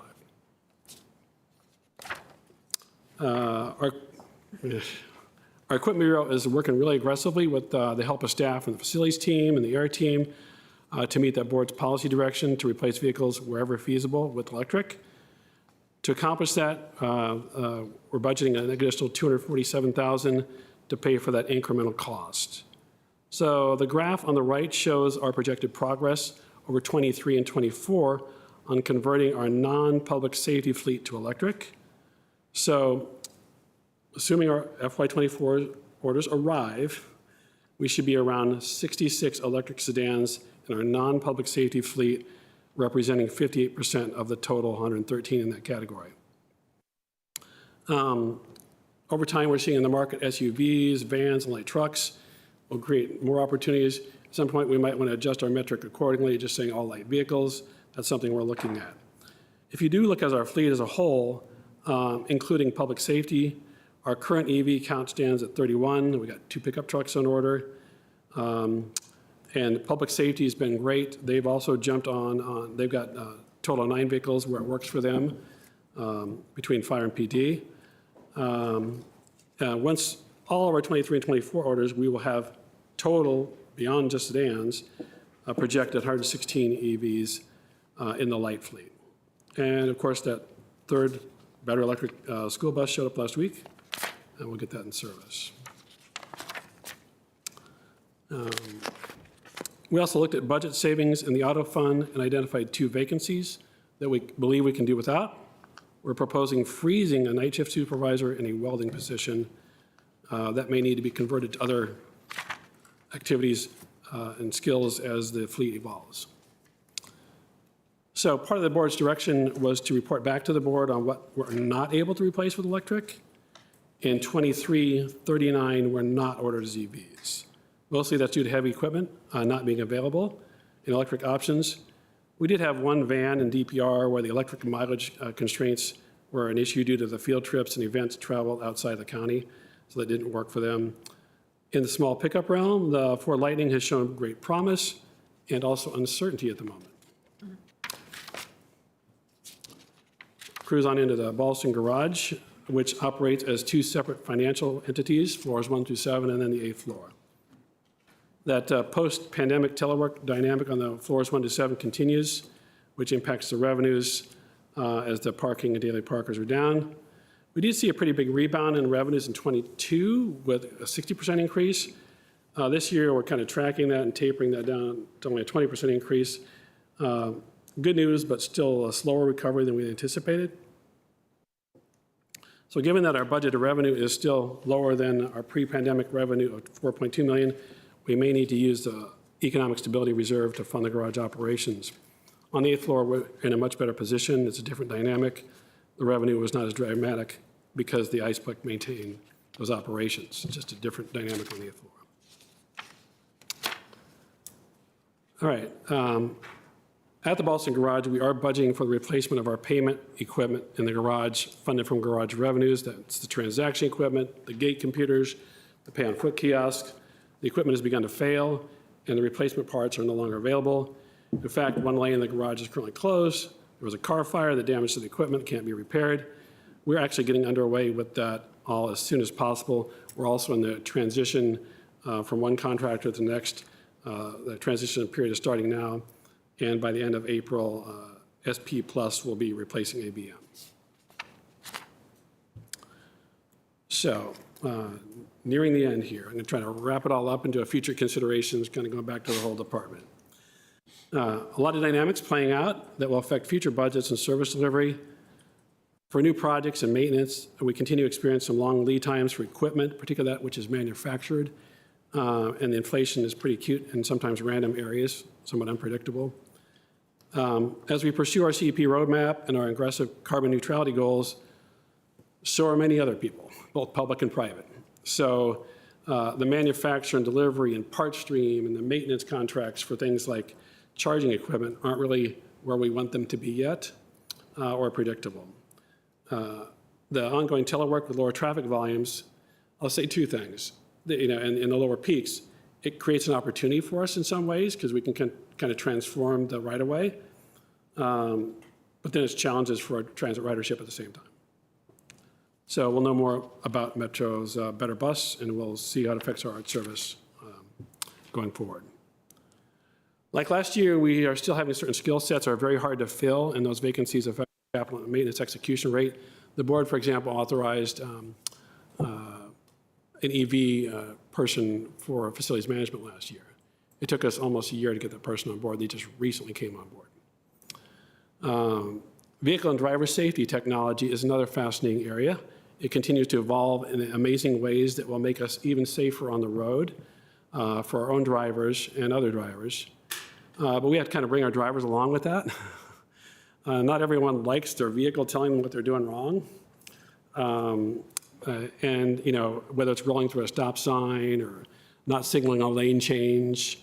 But then again, keeping the vehicle safe and keeping your CDL license is really important. And so our drivers might appreciate knowing that they're starting to drift across the lane. So those are some of the dynamics. On a positive note, we really, I think, integrated equity analysis pretty well in our program delivery. You'll see more for Christine when we report on the Vision Zero. And of course, we continue to have more work to do to figure out exactly how we're working things internally within our team and within their needs. So we'll continue to evolve there. That wraps it up. Back to questions. Thank you. And, why don't we perhaps leave that future consideration slide up there? It might spur some thinking or some thoughts, but we also just went through the utilities fund, the auto fund, thank you, and the Boston Garage. Mr. DeFerranti to start. Thank you, Mr. Chair. I saved up questions. I did want a couple of questions actually in the water area. I think fiscal year 22 saw a little tick up in system breaks from 45 to 59, and I wondered if you could talk about the background. In the course, there's been a lot of discussion of infrastructure. We had the chain bridge work that was done, I think it's 2 years ago now, but it's on page A49, and I know it off the top. You can follow up later. It's hard to prove a negative, and folks often are worried about our water system, and proving that we're lining and relining and using the technologies is key. But I just wondered on this specific point if you had any context for the slight uptick. Yeah, I think we'll follow up on that specific year, but I would say this is for sanitary sewer overflows in our system, and we have a pretty aggressive lining program. So I think that number varies over year to year based on, high flows in the system, rainfall events, and multiple factors. But these are just monitored, and so it did tick up. I'm not sure on the 22 what the actual tick up reasons were, but it varies over time. But we have invested. The thing that we're doing to prevent those sewer overflows is lining our sewer system, which we've made great headway on at this point. So I think we'll have probably more to provide you in that as part of the PAYGO presentation, maybe with utilities. Great, thank you. Ms. Crystal. So just one quick question. I was thinking this might show up in the auto fund. Mr. Manuel, I thought I heard you mention that there was the plan is to decrease our non-public safety fleet by 15 vehicles. Is that right? And would that show up in the auto fund? And if so, is there not cost savings associated with that? Well, so for example, we cut the 3 vehicles in, here over Court Square West. And so that does show up, but the math gets a little more complicated when you start talking about conversions of vehicles. Again, the fleet that's publicly readily available to us from the manufacturers continues to kind of drift away from sedans to, if you've tried to rent a car lately, but they have like small, medium, extra large SUVs available, right? We're in that small, Right. compact SUV space, and it's what's replacing. So that's why I say we might recategorize this. We're trying to figure that out as we shift away from sedans to small SUVs and when they're available for EVs. Greg, you were actually spot on with the statement about the sedan transition. Manufacturers have stopped making sedans. So like Ford Focus used to be our bread and butter, a $16,000 sedan. And a lot of us grew up with sedans, right? 4 doors and a roof line. Some of us had station wagons, right? Well, now they talk about SUVs. So, but what is an SUV? It's just a sport utility vehicle. So as the manufacturers produce fewer and fewer sedans, so decreases our supply. That's really all it is. Sorry, so I think what I'm struggling to figure out is this a policy choice that we're making, or programmatic choice we're making to actually reduce our fleet because we're finding people county employees can do their work without needing a vehicle? Or is this sort of a reflection of where the market's going and we're hoping to add back those 15 at some point? So what I can purchase as a fleet manager is what's available on the market. Right. And as consumers act on their desire to buy SUVs and manufacturers make fewer sedans, I can't buy sedans. And so as we replace with sedans, the number changes to look like we're actually reducing the sedans. It's just a question of having to buy SUVs. And Sorry, SUVs I think I get what's going on in the market and why sedans aren't available. Right. So is the point that we are not replacing 15 sedans with sedans and we're instead replacing them with SUVs, or we're reducing the overall size of the fleet? It's a combination of both. Okay. So a reduction of, I think it was roughly 5 or 6 in '23, and then a conversion of whatever the delta of that plus and the minus is to the 10. It was about 15 that converted over to SUVs. It also happens with vans and light trucks as well. Okay. Got it. I think I'm getting that. So that makes sense, and I think certainly we're all experiencing that with that dynamic on the market. I kicked through that chart several times and like, how is this? Present it. Yeah, I mean, I think I will say the challenge with SUVs is not just the cost, but that we know they are more dangerous on the roads, right? So I think we are really challenged in terms of our Vision Zero goals, not only as a consumer of these, right, but as a system that is trying to plan for more of these on the road. So I was glad to see the comment about the introduction of e-bikes. Appreciate Mr. Carantonis' suggestion that there might be more opportunities. And so if there are more things that we can be doing tactically to encourage, we've talked about VMT, reductions in VMT being really important for not only our energy goals and our Vision Zero, but also our Vision Zero goals. So hopefully that's something that we can be thinking about doing, especially because I think even as a layperson, I can see that change in the market. Yeah. And so if there are ways that we can avoid being forced by the market to put our folks in less safe vehicles, or at least less safe for pedestrians and cyclists, that would be great. So thank you. I think I'm tracking now, and I appreciate the input or the insight. But just to be clear, the sedans that you focus for the motor pool, which I avail myself of from time to time, these are based on the sedan wheelbases. These are small form factor SUVs. These are exactly. Yeah. So many people feel that they're safer to drive in order to operate. And as people on the street. there have been studies that have been done, and not that we need to get into this here, but as fewer people have sedans in their own personal lives, putting them into sedans for random points in times does not actually lead to increased safety. But that's a larger conversation for another day. I wanted to piggyback on Ms. Crystal's question to figure out whether or not this number could be influenced in the future based on remote work issues and dynamics. With fewer people actually being here, would that not drive down a reduction in the demand for vehicles that are part of the motor pool? I'll try to be succinct here. On an annual basis, Chris works with each departmental vehicle rep and challenges them on their mileage and whether or not they really need that vehicle or if they can go, reduce down. We provide annual stats. I push my colleagues as much as I can while maintaining good relationships with them. So I assure you that we have those conversations on an ongoing, rather aggressive basis to get people to drop vehicles or to pick up an older one or to hold back, because, well, the greenest option is to get rid of the vehicle.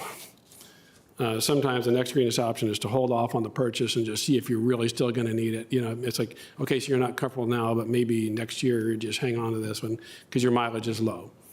So we have ongoing and aggressive discussions on that. The only thing I would add with that is this is not the first year we've reduced the motor pool. It's constantly, we work with the Facilities Maintenance Bureau staff. And so just the introduction of what we're talking about with the e-bikes, if that has an impact over the next fiscal year, we could come back with some additional recommendations. But it's something we're constantly monitoring at this point. Yeah. Ms. Garvey? Yeah, thank you. I don't have any questions on the Stormwater Management Fund, but just want to recognize how far we've come since that storm in 2019.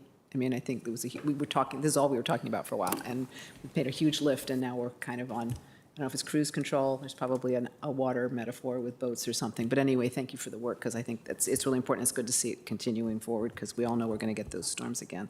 I had a question about resiliency. I think we've got the 32 million gallons of water storage and water tanks.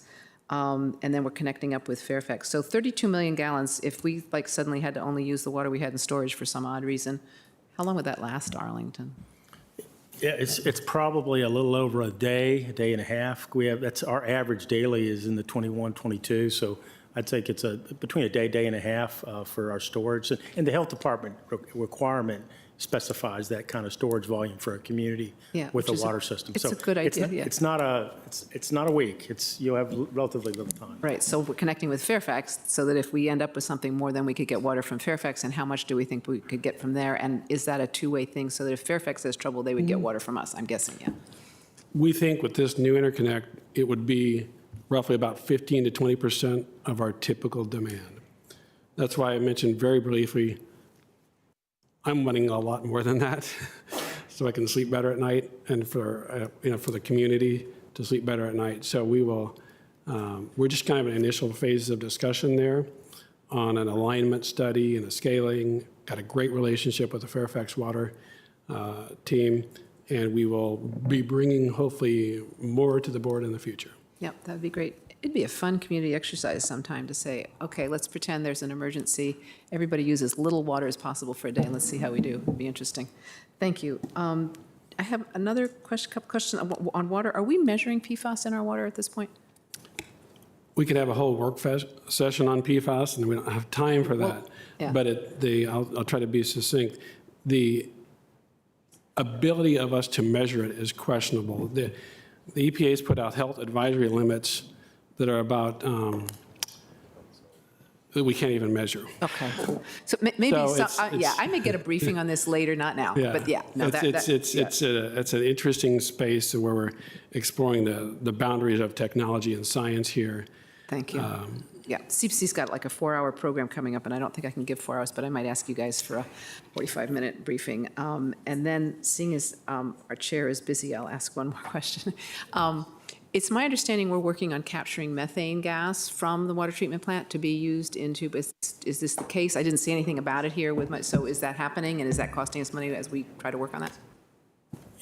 For the RNG usage? Yes. Mike Collins advised us this week that the solids master plant, the plant has now hit the streets. So we're underway with the design, trying to secure a design build type contract for that to move forward. But I would say that element of providing the gas and designing that and implementing it has just started with that phase of the project.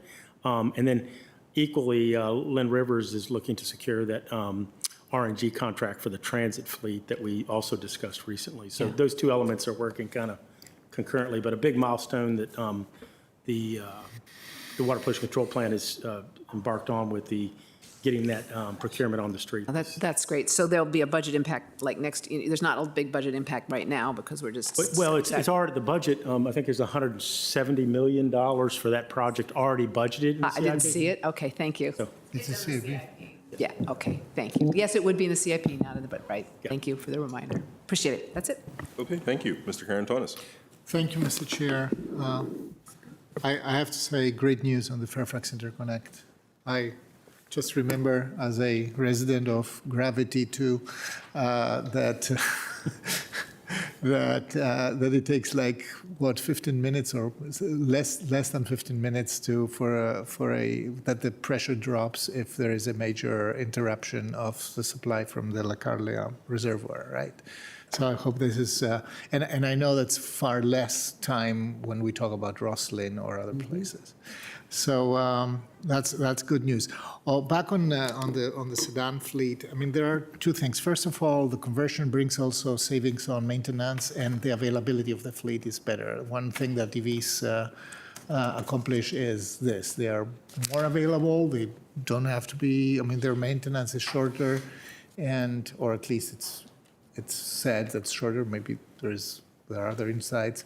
So that adds an additional efficiency parameter. So do we account for this kind of savings? And to Ms. Crystal's remarks, EVs unfortunately are heavier vehicles, even if they are small. They're way heavier than their equivalents in the other world. This is how I interpret the higher safety standards and implementing, using modern technologies to make driving safer. So I guess that in our specs, when we buy these vehicles, we include these specifically because these are vehicles that, if something happens, is far more, impactful. An additional wrinkle to that. We are spending a lot of money on EV infrastructure to charge our EVs. One part that makes EVs more available is to be able to charge them fast. So not only with trickle charging, which we can obviously manage very well, but also fast charging. And I've seen that you are including 2 safety vehicles in the new conversion fleet. So I find this fascinating, interesting that we can make inroads in safety vehicle conversion. So if you can comment on that. Well, the only thing, I'll comment, first thing, I think the automotive fleet, I mean, I think it's given, they weren't, the 2 positions that were frozen as part of the automotive fund weren't mechanics necessarily, but there was a note in there on page 903 that we're going to continue to monitor it, but I think it did give additional comfort or in the area of EVs that we think that with the addition of the fleet that may incrementally reduce. But I think we're going to have to monitor what that looks like in the future as we try to understand and train. As we've talked to transit properties, it's a whole retraining of the workforce. If we get a higher penetration of rate in our fleet, as we do that, it's going to change what our mechanics have to do. So appreciate that. And I think Chris Allison, who joined us earlier, is tracking that and well aware of that consideration. Yeah, I mean, I'm also aware that for a certain time we will have both maintenance tasks, and I'm worried about that. So because this is a lot, we haven't transitioned yet, so we have to maintain both, right? Okay. All right, so a couple long-term questions for me, and then back to Mr. DiFerranti. So as you think about the future and we're mindful of the big jump in the household solid waste rate this year, and Mr. Robertson's useful reminder about the regressivity of such a tax. Are we exploring other mechanisms of maybe thinking about collecting for household solid waste, like unit-based pricing that I know is done in some European and Asian countries? Because as it exists now, there is absolutely no incentive for anyone to do the right thing other than their own conscience and desiring to be ecologically forward-thinking. There is no actual price incentive since all of the costs are spread around equally. Yeah, I think one thing I would just say, unit-based, actually weighing, some communities have looked at weighing the solid waste as it gets collected and billing on that. That's something, the Zero Waste Plan is considering a lot of different considerations on what we're going to have to do to achieve the long-term goal of being a zero waste community. I would say that is creates its own technology and system challenges, and I don't think we're actively pursuing that right now. Mr. Dvorsky, but I think we would perhaps consider that in the future as part of the zero waste plan and whatever it takes to get that, consideration done to incentivize individuals to potentially recycle more to get to that goal to reduce waste shifting from cart to cart is one of the things we want to incentivize. So whether it's unit-based charging per the solid waste that's put in that cart or other incentives that will still get us there in a different fashion. So I don't think that's an active tool, but we could follow up with you on that. Sure, thank you. Mr. DeFerranti and then Ms. Garvey, and then maybe we'll be ready to conclude. Thank you, Mr. Chair, and mostly I wanted to just see if I understood the compensation proposal, notwithstanding the 2,000 spread equally, not just in the director's office. But it's a 4%, the proposal is a 4% plus 4.5 plus the one time. And I know that you will conclude with this, Mr. Chair, but thinking about the 245 people in water in that fund and the 800 people, we don't always, we just need to thank, because if it's broken, that impacts all of us, and the leaders in the room are huge, but the people doing the work, I know we all want to thank you. Yeah, just one question. I love that picture of the soon-to-be solar array on top of all the buses, shading them, protecting them, producing energy. And I've often thought, I mean, could this be a model? Because many, in my lifetime, I've been in really hot parking lots in the baking sun and looking for shade somewhere. I mean, the Pentagon parking lot, you could probably cover that. That's not us, but there are lots of parking lots like right here. Is that sort of, are we sort of heading in that direction? This is just sort of a general question because I got you guys here. But that always just seemed like a beautiful solution to a couple of problems. I don't know. Maybe it's harder than it works. We'll find out if it works. I guess that's where we are. Okay. I'll answer the question for you. Thank you. So with that, Maybe someday it trades with buses. So with that, very apt that Mr. Carantonis kicked us off by talking about this being the Department of Everything Under the Sun. For many Arlingtonians, or for all Arlingtonians, your department touches them in ways that are critical for their satisfaction with the community and for their view of what is a high-functioning municipality looks like. So unfortunately, it means that when you hear from them, it is typically because something has broken down, which creates not just an urgency in remediating the issue, but dealing with someone who is really, really at a high point of stress. So I love the investments in customer service to facilitate and help that. And just overall, I know we ask a lot of you. Actually, I'm not going to apologize for that. I mean, it's important. It's big, and we need the Department of Everything Under the Sun to deliver in all of the ways that are going to make our community better. But we thank you so much for sharing these plans and also how you're really operationalizing this within the upcoming budget. So thank you all. You're certainly welcome. We thank the board's support, and we have an amazing team out there. All right. And with that, we are adjourned. Thank you, colleagues. Thank you.